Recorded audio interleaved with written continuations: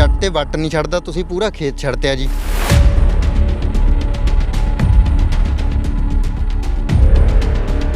ਆ ਮੇਰੇ ਭਤੀਜਾ ਸਾਹਿਬ ਨੇ, ਇਹਨਾਂ ਦੀ ਸੋਚ ਸੀਗੀ ਇਹ ਵੀ ਆਪਾਂ ਕੋਈ ਨਾ ਕੋਈ ਜਗ੍ਹਾ ਛੱਡ ਕੇ ਨਾ ਕੋਈ ਉਪਰਾਲਾ ਕਰੀਏ ਇਹੋ ਜਿਹਾ।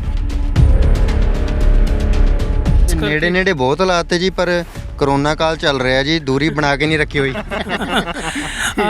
ਜਿਹੜਾ ਵਾਇਰਸ ਹੈ ਜੀ ਕਰੋਨਾ, ਉਹ ਬੰਦਿਆਂ 'ਤੇ ਇਫੈਕਟ ਕਰਦਾ, ਬੂਟਿਆਂ ਨੂੰ ਨਹੀਂ ਦੂਰੀ ਦੀ ਲੋੜ। ਬੂਟੇ ਜਿੰਨੇ ਨੇੜੇ ਲੱਗਣ, ਕੁਟੁੰਬ ਦੇ ਵਿੱਚ ਰਹਿਣ, ਪਰਿਵਾਰ ਦੇ ਵਿੱਚ ਰਹਿਣ ਤਾਂ ਜ਼ਿਆਦਾ ਵੱਧਦੇ ਫੁੱਲਦੇ ਨੇ ਜੀ। ਜਿਵੇਂ ਗੱਲ ਕੀਤੀ ਵੀ ਮਾਸਕ ਬੂਟਿਆਂ ਨੂੰ ਨਹੀਂ ਬੂਥਿਆਂ ਨੂੰ ਲੋੜ ਹੈ। ਬਿਲਕੁਲ ਜੀ ਬਿਲਕੁਲ।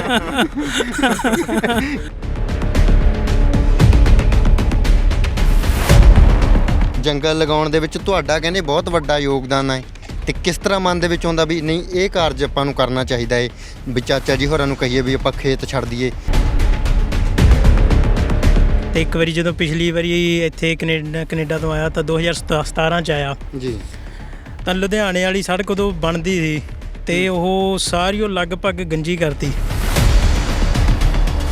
ਪੰਜਾਬ ਦਾ ਜਿਹੜਾ 에ਅਰ ਕੁਆਲਿਟੀ ਇੰਡੈਕਸ ਹੈ ਹਾਂਜੀ, ਉਹ 250-300 ਤੇ ਰਹਿੰਦਾ, ਉਹਦਾ ਹਮੇਸ਼ਾ ਲੈਵਲ ਹਜ਼ਾਰਡਸ ਰਹਿੰਦਾ। ਤੇ ਨਾਲ ਜਿੱਥੇ 250-300 에ਅਰ ਕੁਆਲਿਟੀ ਇੰਡੈਕਸ ਹੋਵੇ, ਇਹ ਹਦਾਇਤਾਂ ਦਿੱਤੀਆਂ ਜਾਂਦੀਆਂ ਵੀ ਬਾਹਰ ਨਾ ਨਿਕਲੋ, ਘਰ ਰਹੋ, ਦਰਵਾਜ਼ੇ ਖਿੜਕੀਆਂ ਬੰਦ ਕਰਕੇ, ਤੇ ਐਕਸਰਸਾਈਜ਼ ਨਾ ਕਰੋ, ਸੈਰ ਨਾ ਕਰੋ। ਅਸੀਂ ਤਾਂ ਰੋਜ਼ ਸਵੇਰੇ ਨਿਕਲ ਕੇ ਤੇ ਗੰਦੀ ਹਵਾ 'ਚ ਸਾਹ ਲੈਂਦੇ ਤੇ ਨੁਕਸਾਨ ਹੀ ਹੋਣਾ। ਤੇ ਜਿਹੜੇ ਦਰਖਤ ਹੈਗੇ ਨੇ ਜੀ, ਇਹ ਕੱਲ੍ਹ ਨੂੰ ਕਿਤੇ ਇਹ ਤਾਂ ਨਹੀਂ ਹੋਊਗਾ ਵੀ ਜਦੋਂ ਵੱਡੇ ਹੋ ਗਏ ਜੀ ਵਿੱਚੋਂ ਵਢਵਾਉਣ ਲੱਗ ਜਾਓ ਜਾਂ ਕੁਛ? ਬਿਲਕੁਲ ਵੀ ਨਹੀਂ ਜੀ। ਸਾਡਾ ਇੱਕ ਪੁੱਤ ਹੈ ਜੀ 1 ਸਾਲ ਦਾ, ਅਸੀਂ ਤਾਂ ਉਹਨੂੰ ਵੀ ਲਿਖ ਕੇ ਦੇ ਦੇਣਾ। ਜਦ ਮੈਂ ਕਹੂੰਗਾ ਵੀ 100 ਸਾਲ ਦਾ ਜੀਵੇ ਉਹ, ਜਦ ਤੱਕ ਉਹ ਐਂਡ ਤੱਕ ਜਾਵੇ ਤਾਂ ਉਦੋਂ ਵੀ ਇਹ ਇੱਦਾਂ ਹੀ ਕਾਇਮ ਰਹੇ। ਕੈਨੇਡਾ ਦੇ ਵਿੱਚ air quality index, British Columbia 'ਚ ਮੈਂ ਤਾਂ ਗੱਲ ਕਰ ਰਿਹਾ ਕਿਉਂਕਿ ਪਰਿਵਾਰ ਉੱਥੇ ਰਹਿੰਦਾ, ਤੇ ਉੱਥੇ 12-13 ਹੁੰਦਾ ਜੀ।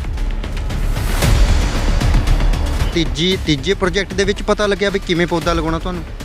नहीं, दूसरे प्रोजेक्ट तक समझ आ गया था, लेकिन मैं तो एक पौधा लगाया, मैनू लग्या भी मैं सीख लिया भी एक पौधा लगा लिया। हाँ, नहीं ऐसा नहीं है।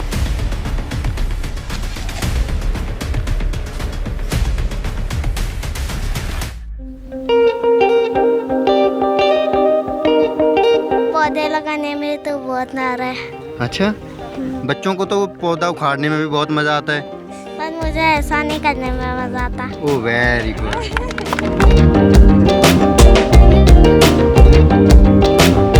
आपको ऐसा करने में क्यों नहीं मज़ा आता, लगाने में ही मज़ा क्यों आता है? क्योंकि अगर हम पौधों को मारेंगे, ऐसे करेंगे, तो फिर प्रभु को गुस्सा आएगा और फिर वो कुछ भी कर सकता है।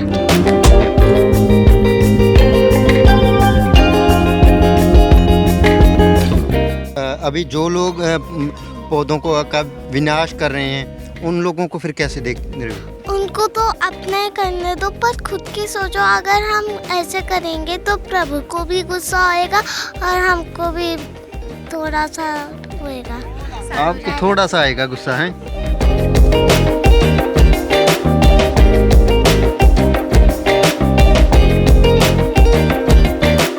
ਆਮ ਤੌਰ ਤੇ ਬਜ਼ੁਰਗਾਂ ਦਾ ਪਿਆਰ ਮੋਹ ਬਹੁਤ ਹੁੰਦਾ ਜ਼ਮੀਨ ਦੇ ਨਾਲ, ਤੇ ਇੱਕ ਟੁਕੜਾ ਵੀ ਛੱਡਣਾ ਨਹੀਂ ਪਸੰਦ ਕਰਦੇ।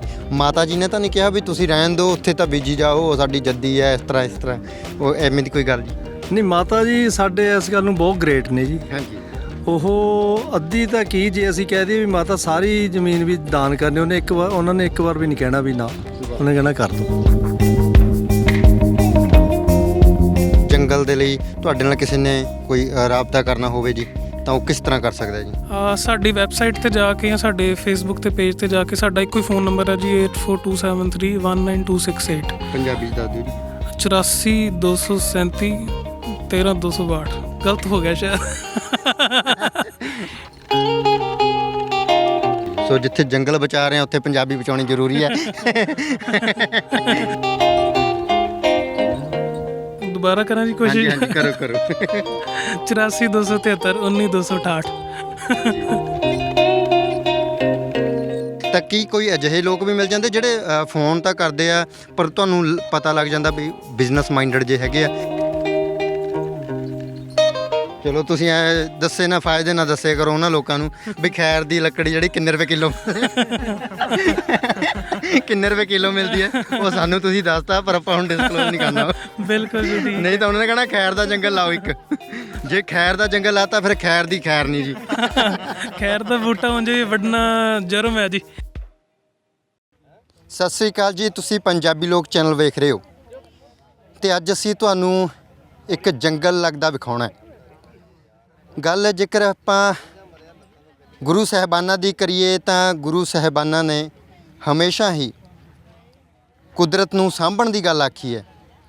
ਜਿੱਥੇ ਉਹਨਾਂ ਨੇ ਖੁਦ ਪ੍ਰਕਿਰਤੀ ਨੂੰ ਸਾਂਭਣ ਦੇ ਲਈ ਕਾਰਜ ਕੀਤੇ, ਉੱਥੇ ਲੋਕਾਂ ਨੂੰ ਵੀ ਇਹ ਪ੍ਰੇਰਣਾ ਕੀਤੀ ਕਿ ਕੁਦਰਤ ਦੀ ਸਾਂਭ ਸੰਭਾਲ ਸਾਨੂੰ ਕਰਨੀ ਚਾਹੀਦੀ ਹੈ। ਗੁਰਬਾਣੀ ਦੇ ਵਿੱਚ ਵੀ ਬਹੁਤ ਸਾਰੀਆਂ ਅਜਿਹੀਆਂ ਤੁਕਾਂ ਆਉਂਦੀਆਂ ਨੇ ਸ੍ਰੀ ਗੁਰੂ ਗ੍ਰੰਥ ਸਾਹਿਬ ਦੇ ਵਿੱਚ, ਜਿੱਥੇ ਦਰਖਤਾਂ ਦਾ ਵੀ ਜ਼ਿਕਰ ਹੋਇਆ ਹੈ, ਕੁਦਰਤ ਦਾ ਜ਼ਿਕਰ ਹੋਇਆ, ਪਾਣੀ ਦਾ ਜ਼ਿਕਰ ਹੋਇਆ, ਧਰਤੀ ਦਾ ਜ਼ਿਕਰ ਹੋਇਆ। ਸੋ ਉਸੇ ਉਪਰਾਲੇ 'ਤੇ ਚੱਲਦੇ ਹੋਏ, ਗੁਰੂ ਸਾਹਿਬਾਨਾਂ ਦੇ ਉਪਦੇਸ਼ਾਂ ਨੂੰ ਕਮਾਉਂਦੇ ਹੋਏ, ਸੋ ਇੱਥੇ ਵੀ ਇੱਕ ਜੰਗਲ ਲੱਗ ਰਿਹਾ। ਹਾਲਾਂਕਿ ਇਸ ਤੋਂ ਪਹਿਲਾਂ ਵੀ ਬਹੁਤ ਸਾਰੇ ਜੰਗਲ ਜਿਹੜੇ ਹੈਗੇ ਆ ਉਹ ਇੱਕ ਸੰਸਥਾ ਲਗਾ ਚੁੱਕੀ ਹੈ। ਜਿੱਥੇ ਅਸੀਂ ਉਸ ਸੰਸਥਾ ਬਾਰੇ ਅੱਜ ਗੱਲਬਾਤ ਕਰਨੀ ਹੈ ਤਾਂ ਉੱਥੇ ਇੱਕ ਜੱਟ ਪਰਿਵਾਰ ਦੀ ਵੀ ਗੱਲ ਕਰਨੀ ਹੈ, ਕਿਉਂਕਿ ਕਹਿੰਦੇ ਨੇ ਵੀ ਜੱਟ ਤਾਂ ਇੱਕ ਵੱਟ ਨਹੀਂ ਛੱਡਦਾ, ਪਰ ਇੱਥੇ ਖੇਤ ਛੱਡ ਦਿੱਤਾ ਹੈ ਪਿੰਡ ਦੇ ਲਈ। ਆਪਣੀ ਜ਼ਮੀਨ ਦੇ ਵਿੱਚ ਇੱਕ ਜੰਗਲ ਜਿਹੜਾ ਹੈਗਾ ਲਗਵਾ ਰਹੇ ਨੇ। ਸ੍ਰੀ ਗੁਰੂ ਨਾਨਕ ਦੇਵ ਜੀ ਦੇ 550ਵੇਂ ਪ੍ਰਕਾਸ਼ ਪੁਰਬ ਨੂੰ ਸਮਰਪਿਤ ਇਹ ਜੰਗਲ ਜਿਹੜਾ ਲਗਾਇਆ ਜਾ ਰਿਹਾ। ਗੱਲਬਾਤ ਕਰਦੇ ਹਾਂ ਪਹਿਲਾਂ ਉਸ ਪਰਿਵਾਰ ਦੇ ਨਾਲ, ਉਹਨਾਂ ਵੀਰਾਂ ਦੇ ਨਾਲ ਤੁਹਾਨੂੰ ਮਿਲਾਉਂਦੇ ਹਾਂ ਜਿਨ੍ਹਾਂ ਨੇ ਆਪਣੀ ਜਗ੍ਹਾ ਛੱਡੀ ਹੈ। ਵੀਰ ਜੀ ਸਤਿ ਸ਼੍ਰੀ ਅਕਾਲ ਜੀ, ਬਹੁਤ ਸਵਾਗਤ ਤੁਹਾਡਾ ਜੀ। ਸਤਿ ਸ਼੍ਰੀ ਅਕਾਲ ਜੀ। ਸਰਦਾਰ ਸੁਖਦੀਪ ਸਿੰਘ ਜੀ, ਜਿਵੇਂ ਮੈਂ ਗੱਲ ਕੀਤੀ ਹੈ ਵੀ ਜੱਟ ਤੇ ਵੱਟ ਨਹੀਂ ਛੱਡਦਾ, ਤੁਸੀਂ ਪੂਰਾ ਖੇਤ ਛੱਡਤਿਆ ਜੀ। ਹਾਂਜੀ, ਬਸ ਸਾਡੇ ਮੇਰੇ ਭਤੀਜਾ ਸਾਹਿਬ ਨੇ, ਇਹਨਾਂ ਦੀ ਸੋਚ ਸੀਗੀ ਇਹ ਵੀ ਆਪਾਂ ਕੋਈ ਨਾ ਕੋਈ ਜਗ੍ਹਾ ਛੱਡ ਕੇ ਨਾ ਕੋਈ ਉਪਰਾਲਾ ਕਰੀਏ ਇਹੋ ਜਿਹਾ। ਇਹ 2 ਸਾਲ ਪਹਿਲਾਂ ਕੋਈ ਗੱਲ ਹੋਈ ਸੀਗੀ, ਫਿਰ ਸਾਡਾ ਸੰਪਰਕ ਹੋਇਆ ਇੱਕੋ ਸਿੱਖ ਦੇ ਨਾਲ ਜੀ, ਤੇ ਇਹਨਾਂ ਨੂੰ ਫਿਰ ਅਸੀਂ ਅਪਰੋਚ ਕੀਤਾ ਸੀਗਾ। ਫਿਰ ਇਹਨਾਂ ਨੇ ਸਾਡੀ ਇੱਥੇ ਆ ਕੇ ਜਗ੍ਹਾ ਦੇਖੀ 2019 ਦੇ ਵਿੱਚ, ਤੇ ਫਿਰ ਲਾਕਡਾਊਨ ਹੋ ਗਿਆ, ਫਿਰ ਅਸੀਂ ਆ ਨਹੀਂ ਸਕੇ। ਤੇ ਹੁਣ ਅਸੀਂ ਉਸ ਟਾਈਮ ਤੋਂ ਇਹ ਜਗ੍ਹਾ ਛੱਡੀ ਹੋਈ ਆ ਹਾਫ ਏਕੜ, ਤੇ ਇਹ ਇੱਦਾਂ ਹੀ ਰਹਿਣੀ ਹੈ ਸਦਾ ਬਹਾਰ ਹੀ। ਮਤਲਬ ਨਾ ਸਾਡੇ ਪਰਿਵਾਰ ਦੇ ਕਿਸੇ ਮੈਂਬਰ ਨੇ ਇਹ ਕਹਿ ਸਕਦੇ ਵੀ ਜਦ ਤੱਕ ਇਹ ਪਿੰਡ ਵਸਣਾ, ਜਦ ਤੱਕ ਇਹ ਇੱਦਾਂ ਹੀ ਰਹਿਣੀ ਹੈ। ਤੋ ਸਾਡੇ ਪਰਿਵਾਰ ਨੇ ਨਾ ਇਹ ਵੇਚਣੀ ਹੈ ਨਾ ਕੁਛ ਕਰਨੀ ਹੈ। ਜੇ ਉਹ ਜਿੱਦਾਂ ਹੁਣ ਇਹ ਕਹਿਣਗੇ ਅਸੀਂ ਉਹਨਾਂ ਦੇ ਹਿਸਾਬ ਦੇ ਨਾਲ, ਜੇ ਕਿਸੇ ਦੇ ਨਾਂ 'ਤੇ ਹੁੰਦੀ ਹੈ ਤਾਂ ਆਪਾਂ ਕਰਵਾ ਦਾਂਗੇ ਇਹਨਾਂ ਨੂੰ। ਅੱਛਾ ਜੀ। ਆਪ ਸਾਂਭ ਸੰਭਾਲ ਵੀ ਇਹਦੀ ਪੂਰੀ ਅਸੀਂ ਕਰਵਾਉਣੀ ਹੈ, ਬੰਦਾ ਰੱਖ ਕੇ ਇੱਥੇ। ਤੇ ਜੰਗਲ ਲਗਵਾ ਰਹੇ ਹੋ, ਆਲੇ ਦੁਆਲੇ ਅਸੀਂ ਦੇਖ ਰਹੇ ਹਾਂ। ਮੈਂ ਜ਼ਰੂਰ ਕਹਾਂਗਾ ਇੱਕ ਵਾਰ ਜ਼ਰੂਰ ਦਿਖਾਇਓ ਇਹ ਆਲੇ ਦੁਆਲੇ ਜਿਹੜੇ ਹੈਗੇ ਆ, ਮਤਲਬ ਕਿ ਇਸ ਖੇਤ ਦੇ ਸਾਈਡਾਂ ਦੇ ਉੱਤੇ ਬੂਟੇ ਲਗਾਏ ਜਾ ਰਹੇ। ਤੇ ਜਿਹੜੀ ਇਹ ਜਿੱਥੇ ਆਪਾਂ ਖੜੇ ਆ ਸੈਂਟਰ ਦੇ ਵਿੱਚ ਬਹੁਤ ਜਗ੍ਹਾ ਖਾਲੀ ਪਈ ਹੈ ਜੀ, ਇੱਥੇ ਕੀ ਕਰੋਗੇ ਜੀ ਫਿਰ? ਇੱਥੇ ਆਪਾਂ ਪਾਰਕ ਬਣਾਉਣ ਦੀ ਸੋਚਦੇ ਜੀ, ਵੀ ਪਾਰਕ ਬਣਾਵਾਂਗੇ। ਇਹਨਾਂ ਤੋਂ ਆਪਾਂ ਜਿੱਥੇ ਬੂਟੇ ਲੱਗੇ ਆ ਤੋਂ 7-8 ਫੁੱਟ ਛੱਡ ਕੇ ਨਾ ਇੱਕ ਆਪਾਂ ਬਾਉਂਡਰੀ ਤਿਆਰ ਕਰਕੇ ਇਹਦੇ ਵਿੱਚ ਘਾਹ ਲਾ ਲੈਣਾ, ਤੇ ਲੋਕ ਇੱਥੇ ਪਿੰਡ ਦੇ ਫਿਰ ਆ ਕੇ ਸੈਰ ਕਰ ਸਕਦੇ ਆ। ਔਰ ਇਹ ਸਾਰੇ ਪਿੰਡ ਵਾਸਤੇ ਹੀ ਆ, ਆਂਢੀ ਗੁਆਂਢੀਆਂ ਦੇ ਪਿੰਡਾਂ ਨੂੰ ਵੀ ਅਸੀਂ ਬੇਨਤੀ ਕਰਾਂਗੇ ਵੀ ਜੇ ਉਹਨਾਂ ਕੋਲ ਸਮਾਂ ਹੈਗਾ ਤਾਂ ਇੱਥੇ ਆਉਣ, ਦੇਖਣ। ਤੇ ਹੋ ਸਕਦਾ ਜਿਹੜਾ ਬੰਦਾ ਜਗ੍ਹਾ ਛੱਡ ਸਕਦਾ, ਕੋਈ ਜਗ੍ਹਾ ਛੱਡਣ ਦੀ ਵੀ ਕੋਸ਼ਿਸ਼ ਕਰਨ, ਚਾਹੇ ਥੋੜ੍ਹੀ ਛੱਡ ਦੇਣ। ਇੱਥੇ 250 ਬੂਟਾ ਆਪਾਂ ਲਵਾਉਣਾ ਜੀ ਇਹਦੇ। 250 ਇਹ 550 ਬੂਟਿਆਂ ਨੂੰ ਇੱਕ ਜੰਗਲ ਮੰਨਦੇ ਨੇ, ਮਤਲਬ ਕਿ 5 ਜੰਗਲ ਹੋ ਗਏ। 5 ਜੰਗਲ ਹੋ ਗਏ ਜੀ ਇਹ, ਪੂਰੇ 5 ਜੰਗਲਾਂ ਦੀ ਜਗ੍ਹਾ ਛੱਡੀ ਆਪਾਂ ਨੇ। ਤੇ ਇਹ ਪਰਿਵਾਰ ਦਾ ਹੀ ਉਪਰਾਲਾ ਹੀ, ਸਾਡੇ ਸਾਰੇ ਪਰਿਵਾਰ ਦਾ ਹੀ ਹੈਗੀ ਆ ਸੋਚ ਸਾਡੀ ਇਸ ਜਵਾਨ ਦੀ ਸੀਗੀ, ਗੁਰਸਿੱਖ। ਸੋ ਬਹੁਤ ਵਧੀਆ ਸੋਚ ਹੈਗੀ ਇਹਨਾਂ ਦੀ। ਤੇ ਗੱਲ ਤੁਸੀਂ ਕੀਤੀ ਆ ਵੀ ਪਿੰਡ ਵਾਲੇ ਜਿਹੜੇ ਹੈਗੇ ਇੱਥੇ ਸੈਰ ਕਰ ਸਕਦੇ ਆ, ਸੱਚਮੁੱਚ ਕਰ ਸਕਦੇ ਆ, ਕਿਉਂਕਿ ਅੱਜ ਕੱਲ੍ਹ ਤਾਂ ਕੋਈ ਉਹ ਨਹੀਂ ਜ਼ਰਦਾ ਵੀ ਸਾਡੀ ਪੈਲੀ ਦੇ ਵਿੱਚ ਕੋਈ ਪੈਰ ਨਾ ਪਾ ਲੇ। ਬਿਲਕੁਲ, ਅਸੀਂ ਜਿੰਨੇ ਵੀ ਬੰਦੇ ਇਹ ਸੇਵਾਦਾਰ ਪਿੰਡੋਂ ਆਏ ਆ, ਇਹਨਾਂ ਤੋਂ ਤੁਸੀਂ ਇੱਥੇ ਪੁੱਛ ਸਕਦੇ ਆ। ਅਸੀਂ ਇਹਨਾਂ ਨੂੰ ਇਹੀ ਬੇਨਤੀ ਕੀਤੀ ਹੈ ਵੀ ਅੱਜ ਤੋਂ ਇਹਦੇ ਮਾਲਕ ਤੁਸੀਂ ਆ, ਤੁਸੀਂ ਸਾਂਭ ਸੰਭਾਲ ਕਰਨੀ ਹੈ, ਤੁਸੀਂ ਇਹਨੂੰ ਵਰਤਣਾ ਹੈ, ਤੁਸੀਂ ਇੱਥੇ ਘੁੰਮ ਫਿਰ ਸਕਦੇ ਆ, ਤੇ ਤੁਹਾਡੀ ਜਗ੍ਹਾ ਹੈ। ਸੋ ਇਹਨਾਂ ਤੇ ਜਿਹੜੇ ਬੂਟੇ ਲਵਾਉਣ ਤੋਂ, ਇਹਨਾਂ ਤੋਂ ਇਹ ਇੱਕੋ ਸਿੱਖ ਵਾਲਿਆਂ ਦਾ ਇੱਕ ਉਪਰਾਲਾ ਸੀਗਾ ਵੀ ਰੱਖਣ ਨੂੰ ਆਪਾਂ ਲੇਬਰ ਰੱਖ ਸਕਦੇ ਸੀ। ਇਹ ਕਹਿੰਦੇ ਵੀ ਲੇਬਰ ਨਾ ਰੱਖੋ, ਤੇ ਪਿੰਡ ਵਾਲਿਆਂ ਦਾ ਸਹਿਯੋਗ ਦੇ ਨਾਲ ਆਪਾਂ ਨੇ ਕੰਮ ਸ਼ੁਰੂ ਕੀਤਾ। ਤੇ ਜਿੰਨੇ ਵੀ ਬੰਦੇ ਇੱਥੇ ਆਏ ਆ ਸਭ ਨੂੰ ਇਹਦੇ ਮਾਲਕ ਆ ਉਹ, ਜਿਹੜੇ ਬੰਦੇ ਨੇ ਚਾਹੇ ਇੱਕ ਬੂਟਾ ਲਾ ਕੇ ਹੀ ਚਲੇ ਗਿਆ ਬੰਦਾ। ਇਸ ਤਰ੍ਹਾਂ ਦੇ ਬੰਦੇ ਵੀ ਪਿੰਡ 'ਚੋਂ ਆਏ ਆ ਜਿਨ੍ਹਾਂ ਤੋਂ ਤੁਰ ਨਹੀਂ ਹੁੰਦਾ ਜੀ। ਉਹ ਵੀ ਕੱਲ੍ਹ ਮੈਂ ਇੱਥੇ ਆਪ ਦੇਖਿਆ ਵੀ ਮੋਟਰਸਾਈਕਲ 'ਤੇ ਕਿਸੇ ਦੇ ਨਾਲ ਸੋਟੀ ਨਾਲ ਤੁਰ ਕੇ ਮੋਟਰਸਾਈਕਲ 'ਤੇ ਮਸਾਂ ਬਿਠਾਲ ਕੇ ਉਹ ਬੰਦਾ ਕਹਿੰਦਾ ਵੀ ਮੈਂ ਬੂਟਾ ਲਾ ਕੇ ਆਉਣਾ। ਇਹ ਉਸ ਇਸ ਜਗ੍ਹਾ ਦੇ ਫਿਰ ਉਹ ਮਾਲਕ ਨੇ ਜੀ। ਕਿੰਨੇ ਭੈਣ ਭਰਾ ਹੋ ਜੀ ਤੁਸੀਂ? ਅਸੀਂ 4 ਭੈਣ ਭਰਾ, 4 ਭਰਾ ਹਾਂ ਜੀ। ਅੱਛਾ ਜੀ। ਤੇ ਹੋਰ ਭਰਾ? ਵੱਡੇ ਭਾਈ ਸਾਹਿਬ ਨੇ। ਇਹ ਵੀ ਭਰਾ। ਠੀਕ ਹੈ, ਸਤਿ ਸ਼੍ਰੀ ਅਕਾਲ ਜੀ। ਕੀ ਨਾਮ ਸਰ ਤੁਹਾਡਾ? ਮੇਰਾ ਨਾਂ ਹਰਪ੍ਰੀਤ ਹੈ ਜੀ।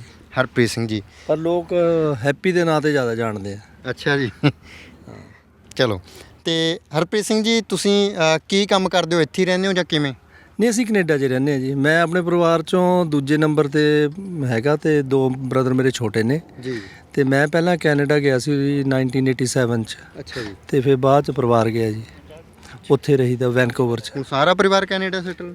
ਹਾਂਜੀ, ਇੱਕ ਭਤੀਜਾ ਜੀ ਸਾਡਾ ਇੱਥੇ, ਉਹ ਵੀ ਵੈਸੇ ਜਾ ਆਉਂਦਾ, ਇਹਦਾ ਵੱਡਾ ਭਰਾ ਏ, ਤੇ ਬਾਕੀ ਸਾਰਾ ਪਰਿਵਾਰ ਉੱਥੇ ਹੈ ਜੀ। ਆਮ ਤੌਰ ਤੇ ਜਦੋਂ ਕੋਈ ਕਾਰਜ ਕਰਨਾ ਹੁੰਦਾ ਤੇ ਤੁਸੀਂ ਆਪਣੀ ਜ਼ਮੀਨ ਵਗੈਰਾ, ਵੈਸੇ ਮੈਂ ਪਹਿਲਾਂ ਸਵਾਲ ਕਰ ਲਵਾਂ ਵੀ ਵੰਡ ਲਈ ਹੈ ਜ਼ਮੀਨ ਕਿ ਅਜੇ ਨਹੀਂ ਜੀ? ਨਹੀਂ, ਵੰਡੀ ਨਹੀਂ। ਸਾਡੇ 'ਚ ਇੱਕ ਬੜੀ, ਸਾਡੇ ਮਾਂ ਪਿਓ ਨੇ ਕੁੱਟ-ਕੁੱਟ ਕੇ ਭਰੀ ਹੈ ਜੀ ਗੱਲ। ਸਾਡੇ 'ਚ ਫਰਕ ਕੋਈ ਨਹੀਂ ਜੀ, ਇਹ ਕਹਿਣ ਦੀ ਗੱਲ ਨਹੀਂ। ਮੈਂ ਉਹੀ ਕਹਿਣਾ ਚਾਹੁੰਦਾ ਸੀ ਵੀ ਕਿਉਂਕਿ ਜਦੋਂ ਕੋਈ ਜੇ ਅਜੇ ਵੰਡੀ ਨਹੀਂ ਹੈਗੀ ਤਾਂ ਜਿੱਥੇ ਇੱਕ ਬੰਦਾ ਸਹਿਮਤ ਹੋ ਜਾਵੇ ਤਾਂ ਤੁਸੀਂ ਤੇ 4 ਹੋ ਜੀ, 2 ਲੜ ਪੈਂਦੇ ਆ, ਤੁਸੀਂ ਤੇ ਫੇਰ 4 ਹੋ। ਸਾਡੇ ਇੱਕ ਪਰਿਵਾਰ 'ਚ ਇਹ ਵੱਡੀ ਗੱਲ ਹੈ ਜੀ, ਚਾਹੇ ਛੋਟਾ ਹੋਵੇ ਚਾਹੇ ਵੱਡਾ ਹੋਵੇ, ਜਿਹੜਾ ਇੱਕ ਫੈਸਲਾ ਕਹਿ ਦੇਵੇ ਕੋਈ ਐਸੀ ਚੀਜ਼ ਜਿਹਦਾ ਲੋਕਾਂ ਦਾ ਵੀ ਭਲਾ ਹੋਵੇ ਉਹਦੇ ਵਿੱਚ, ਫਿਰ ਸਮਝ ਲਓ ਆਟੋਮੈਟਿਕਲੀ ਵੀ ਸਾਰਾ ਪਰਿਵਾਰ ਉਹਦੇ ਨਾਲ ਹੀ ਆ। ਬਸ ਸਮਝ ਲਓ ਵੀ ਜੇ ਇੱਕ ਨੇ ਕਹਿ ਤਾ, ਚਾਹੇ ਉਹ ਛੋਟਾ, ਹੁਣ ਜਿਵੇਂ ਇਹ ਛੋਟਾ ਜੀ ਭਤੀਜਾ ਸਾਡਾ, ਇਹਦੀ ਸੋਚ ਸੀਗੀ, ਫਿਰ ਉਹ ਤੋਂ ਬਾਅਦ ਇਹ ਬ੍ਰਦਰ ਆ ਸੁਖਦੀਪ, ਇਹਦੇ ਕੋਲ ਸਮਝ ਲਓ ਵੀ ਜੋ ਵੀ ਕਾਰੋ ਵਿਹਾਰ ਇੱਥੇ ਪਿੰਡ 'ਚ ਮਤਲਬ ਅਸੀਂ ਕਰਨਾ ਹੁੰਦਾ ਉਹ ਇਹਦੇ ਸਿਰ ਤੇ ਹੀ ਹੈ। ਫਿਰ ਸੋ ਸਾਰੇ ਨਾਲ ਹੀ ਨੇ। ਇੱਕ ਬ੍ਰਦਰ ਮੇਰਾ ਆਇਆ ਨਹੀਂ, ਉਹ ਵੀ ਨਾਲ ਹੀ ਹੁੰਦਾ ਜੀ। ਹਾਂਜੀ। ਤੇ ਜਿਵੇਂ ਹੁਣ ਤੁਸੀਂ ਕੈਨੇਡਾ ਤੋਂ ਇੱਥੇ ਆਉਂਦੇ ਹੋ ਤਾਂ ਇਹ ਸਪੈਸ਼ਲ ਇਸੇ ਕਾਰਜ ਕਰਕੇ ਆਏ ਸੀਗੇ ਜਾਂ ਕੋਈ ਹੋਰ ਵੀ ਕਾਰਜ ਸੀ? ਨਹੀਂ, ਸਾਡੇ ਇਸ ਭਤੀਜੇ ਦਾ ਵਿਆਹ ਸੀਗਾ ਜੀ, ਗੁਰਸਿੱਖ ਹੈ ਜੀ ਇਹ। ਪਹਿਲੀ ਵਾਰ ਅਸੀਂ ਇੱਕ ਵਿਆਹ 'ਚ ਵੀ, ਵੈਸੇ ਮਹਾਰਾਜ ਦੀ ਕਿਰਪਾ ਹੋ ਗਈ ਵੀ ਉਸ ਤਰੀਕੇ ਦਾ ਵਿਆਹ ਕੀਤਾ ਵੀ ਜਿਹੜਾ ਕਿ ਮੇਰਾ ਖਿਆਲ ਸ਼ਾਇਦ ਪਿੰਡ 'ਚ ਆਲੇ ਦੁਆਲੇ ਨਾ ਹੋਇਆ ਹੋਵੇ ਉਸ ਤਰੀਕੇ ਦਾ, ਕਿ ਬੜੇ ਸਿੰਪਲ ਤਰੀਕੇ ਨਾਲ ਗੁਰਮਰਿਆਦਾ ਜਿਵੇਂ ਕਹਿੰਦੇ ਹੁੰਦੇ ਆ ਉਸ ਹਿਸਾਬ ਨਾਲ ਕੀਤਾ ਸੀ ਇਹਦਾ। ਤੇ ਵਿਆਹ ਤੋਂ ਬਾਅਦ ਜਿਵੇਂ ਕਈ ਵਾਰ ਪਾਰਟੀ ਹੁੰਦੀ ਆ, ਰਿਸੈਪਸ਼ਨ ਹੁੰਦੀ ਆ, ਉਹਦੇ ਤੌਰ ਤੇ ਅਸੀਂ ਗੁਰਮਤਿ ਸਮਾਗਮ ਕੀਤਾ ਸੀ। ਵਾਹ ਵਾਹ। ਹਾਂਜੀ। ਵੈਸੇ ਤੁਸੀਂ ਕੈਨੇਡਾ ਤੇ ਆਏ ਹੋਏ ਹੋ ਤੇ ਫਿਰ ਵੀ ਤੁਸੀਂ ਗੁਰਮਤਿ ਦੇ ਅਨੁਸਾਰ ਕੀਤਾ। ਗੱਲ ਇਹ ਹੈ ਜੀ ਵੀ ਇੱਕ ਪਰਿਵਾਰ 'ਚ ਇੱਕ ਬੜੀ ਵਧੀਆ ਚੀਜ਼ ਹੈ ਜੀ, ਸਾਡੇ 'ਚ ਅੰਡਰਸਟੈਂਡਿੰਗ ਹੈਗੀ ਹੈ। ਜਿਵੇਂ ਹੁਣ ਇਹ ਜ਼ਰੂਰੀ ਨਹੀਂ ਹੈ ਵੀ ਕੋਈ ਜਿਹੜਾ ਪਰਿਵਾਰ ਦਾ ਵੱਡਾ ਮੈਂਬਰ ਹੈ ਉਹੀ ਕੋਈ ਮਤਲਬ ਜੇ ਚੰਗੇ ਕੰਮ ਦੀ ਪਹਿਲ ਕਰੇ। ਇਹ ਮੁੰਡਾ ਸਾਡੇ ਤੋਂ ਮਤਲਬ ਛੋਟੇ ਹੁੰਦੇ ਹੋਏ ਵੀ ਸਾਡੇ ਤੋਂ ਉੱਤੇ ਹੈ ਜੀ ਇਹ, ਕਿਉਂਕਿ ਗੁਰਸਿੱਖ ਬਣ ਗਿਆ ਜੀ ਇਹ। ਤੇ ਸਾਡੇ ਤੇ ਪਤਾ ਨਹੀਂ ਕਦੋਂ ਕਿਰਪਾ ਹੋਣੀ ਹੈ, ਪਰ ਇਹ ਮਤਲਬ ਇਹਦੀ ਸੋਚ, ਮੈਂ ਇਹਨੂੰ ਆਪਣੇ ਆਪ ਤੋਂ ਵੱਡਾ ਸਮਝਦਾ ਜੀ। ਬਿਲਕੁਲ। ਹਾਂਜੀ, ਕਮਾਲ ਹੈ। ਸੋ ਤੁਹਾਡੇ ਚਾਚਾ ਜੀ ਜਾਂ ਤਾਇਆ ਜੀ, ਚਾਚਾ ਜੀ ਕਹਿੰਦੇ ਤੁਸੀਂ ਵੱਡੇ ਹੋ ਜੀ ਇਹਨਾਂ ਨਾਲ ਸੋਚ ਦੇ ਵਿੱਚ, ਜਿਵੇਂ ਕਿਵੇਂ ਦੇਖਦੇ ਹੋ ਵੀ ਚਾਚਾ ਜੀ ਮੂੰਹ ਤੇ ਜੋ ਸ਼ਬਦ ਕਹਿ ਰਹੇ ਨੇ ਜੀ? ਪਹਿਲਾਂ ਤਾਂ ਜੀ ਵਾਹਿਗੁਰੂ ਜੀ ਕਾ ਖਾਲਸਾ, ਵਾਹਿਗੁਰੂ ਜੀ ਕੀ ਫਤਿਹ। ਇਹ ਤਾਂ ਵਡਿਆਈ ਹੈ ਜੀ, ਵਡਿਆਈ ਬਖਸ਼ ਰਹੇ ਆ, ਇਹ ਵੱਡੇ ਤਾਂ ਹੀ ਆ ਜੀ। ਹਾਂਜੀ। ਤੇ ਤੁਸੀਂ ਇਸ ਚੀਜ਼ ਨੂੰ ਜੰਗਲ ਲਗਾਉਣ ਦੇ ਵਿੱਚ ਤੁਹਾਡਾ ਕਹਿੰਦੇ ਬਹੁਤ ਵੱਡਾ ਯੋਗਦਾਨ ਹੈ, ਤੇ ਕਿਸ ਤਰ੍ਹਾਂ ਮਨ ਦੇ ਵਿੱਚ ਆਉਂਦਾ ਵੀ ਨਹੀਂ ਇਹ ਕਾਰਜ ਆਪਾਂ ਨੂੰ ਕਰਨਾ ਚਾਹੀਦਾ ਹੈ, ਵੀ ਚਾਚਾ ਜੀ ਹੋਰਾਂ ਨੂੰ ਕਹੀਏ ਵੀ ਆਪਾਂ ਖੇਤ ਛੱਡ ਦਈਏ ਤੇ ਚਾਚਾ ਜੀ ਕਰੋ? ਇਹ ਕਿਵੇਂ ਮਨ ਦੇ ਵਿੱਚ ਵਿਚਾਰ ਜੀ? ਕਾਰਜ ਕਰਾਉਣ ਵਾਲੇ ਮਹਾਰਾਜ ਸਾਹਿਬ ਹੈ ਜੀ, ਆਪਾਂ ਤਾਂ ਸਾਧਨ ਬਣ ਜੰਨੇ ਆ। ਜਿਹੀ ਜੀ ਮਹਾਰਾਜ ਸਾਹਿਬ ਸੋਝੀ ਬਖਸ਼ਦੇ ਆ ਨਾ। ਤੇ ਪੜ੍ਹੀ ਦਾ ਸੁਣੀ ਦਾ ਤਾਂ ਹੈਗਾ ਹੀ ਹੈ ਕਿ ਪੰਜਾਬ ਦੇ ਹਾਲਾਤ ਕਿੱਦਾਂ ਦੇ ਆ। ਤੇ ਇੱਕ ਵਾਰੀ ਜਦੋਂ ਪਿਛਲੀ ਵਾਰੀ ਇੱਥੇ ਕੈਨੇਡਾ ਤੋਂ ਆਇਆ ਤਾਂ 2017 'ਚ ਆਇਆ ਜੀ, ਤਾਂ ਲੁਧਿਆਣੇ ਵਾਲੀ ਸੜਕ ਉਦੋਂ ਬਣਦੀ ਸੀ ਤੇ ਉਹ ਸਾਰੀ ਉਹ ਲਗਭਗ ਗੰਜੀ ਕਰਤੀ। ਸਾਰੇ ਉੱਥੇ ਲੱਕੜ ਵੱਢੀ ਪਈ, ਅਜੀਬ ਜਿਹਾ ਲੱਗਿਆ ਵੀ ਦਰਖਤ ਸਾਰੇ ਵੱਢ ਤੇ ਹੈ ਨਾ।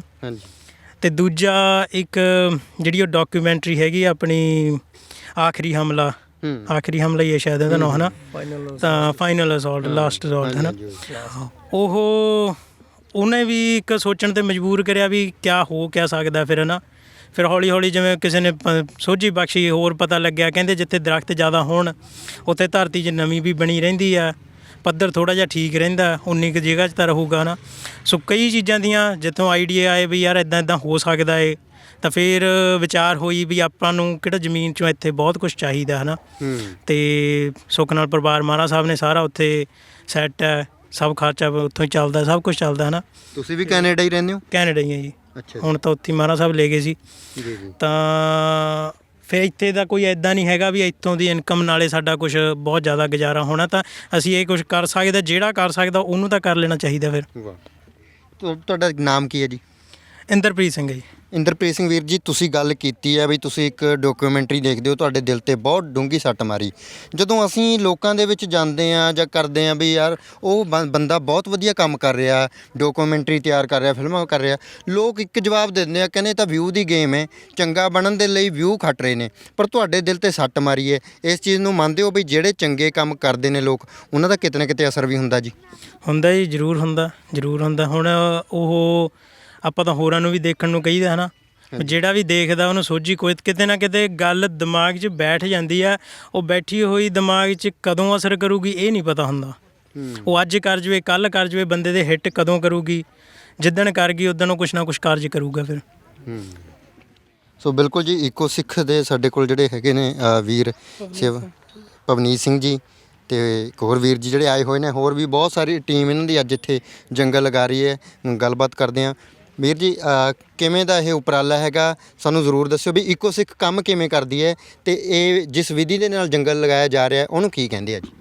ਜੀ ਈਕੋ ਸਿੱਖ ਦਾ ਮੇਨ ਮਕਸਦ ਹੀ ਇਹੀ ਹੈ ਵੀ ਪੰਜਾਬ ਦਾ ਅਤੇ ਹੋਰ ਸਾਰੀ ਧਰਤੀ ਦਾ ਵਾਤਾਵਰਣ ਜਿਹੜਾ ਅਸੀਂ ਆਪਣੇ ਗੁਰੂ ਹਰਿਰਾਏ ਸਾਹਿਬ ਜੀ ਦੇ ਜਿਹੜੇ ਆਸ਼ੇ ਤੇ ਉਹਨਾਂ ਨੇ ਵੀ 52 ਬਾਗ ਲਵਾਏ ਸੀ ਜੀ, ਅਤੇ ਅਸੀਂ ਚਾਹੁੰਦੇ ਹਾਂ ਵੀ ਸਿੱਖ ਹਰ ਪਾਸੇ ਲੀਡਰ ਬਣ ਕੇ ਉਪਜਦੇ ਅੱਗੇ ਆਉਂਦੇ ਨੇ। ਅਤੇ ਕਿਉਂ ਨਾ ਵਾਤਾਵਰਣ ਜਿਹਦਾ ਪੱਧਰ ਹੁਣ ਦਿਨੋਂ ਦਿਨ ਖਰਾਬ ਹੁੰਦਾ ਜਾ ਰਿਹਾ, ਗਲੋਬਲ ਵਾਰਮਿੰਗ ਦੀਆਂ ਗੱਲਾਂ ਸੁਣਦੇ ਹਾਂ ਅਸੀਂ, ਅਤੇ ਅਸੀਂ ਇਸ ਮਾਮਲੇ 'ਚ ਵੀ ਅੱਗੇ ਹੋ ਕੇ ਨਿਕਲੀਏ, ਇੱਕ ਅਸੀਂ ਐਗਜ਼ਾਮਪਲ ਸੈੱਟ ਕਰੀਏ। ਅਤੇ ਫਿਰ ਅਸੀਂ ਇਹ ਸੋਚਿਆ ਵੀ ਜਿਹੜੇ ਸਾਡੇ ਗੁਰਪੁਰਬ ਨੇ ਜਾਂ ਹੋਰ ਪਵਿੱਤਰ ਦਿਹਾੜੇ ਨੇ ਜਾਂ ਜਿਵੇਂ ਸੈਲੀਬ੍ਰੇਸ਼ਨਸ ਨੇ, ਜਿਵੇਂ ਵੀਰ ਜੀ ਨੇ ਆਪਣੇ ਵਿਆਹ ਦੇ ਮੌਕੇ 'ਤੇ ਪਲਾਂਟੇਸ਼ਨ ਕਰਵਾਈ, ਅਤੇ ਇੱਦਾਂ ਜਿੰਨੇ ਵੀ ਸਾਡੇ ਤਿਉਹਾਰ ਨੇ ਅਸੀਂ ਕੁਦਰਤ ਨੂੰ ਸੇਵਾ ਕਰਕੇ, ਕਿਉਂਕਿ ਕਾਦਰ ਕੁਦਰਤ 'ਚ ਵਸਦਾ ਹੈ, ਸਾਨੂੰ ਬਾਣੀ ਹਰ ਵਾਰ ਸਿਖਾਉਂਦੀ ਹੈ।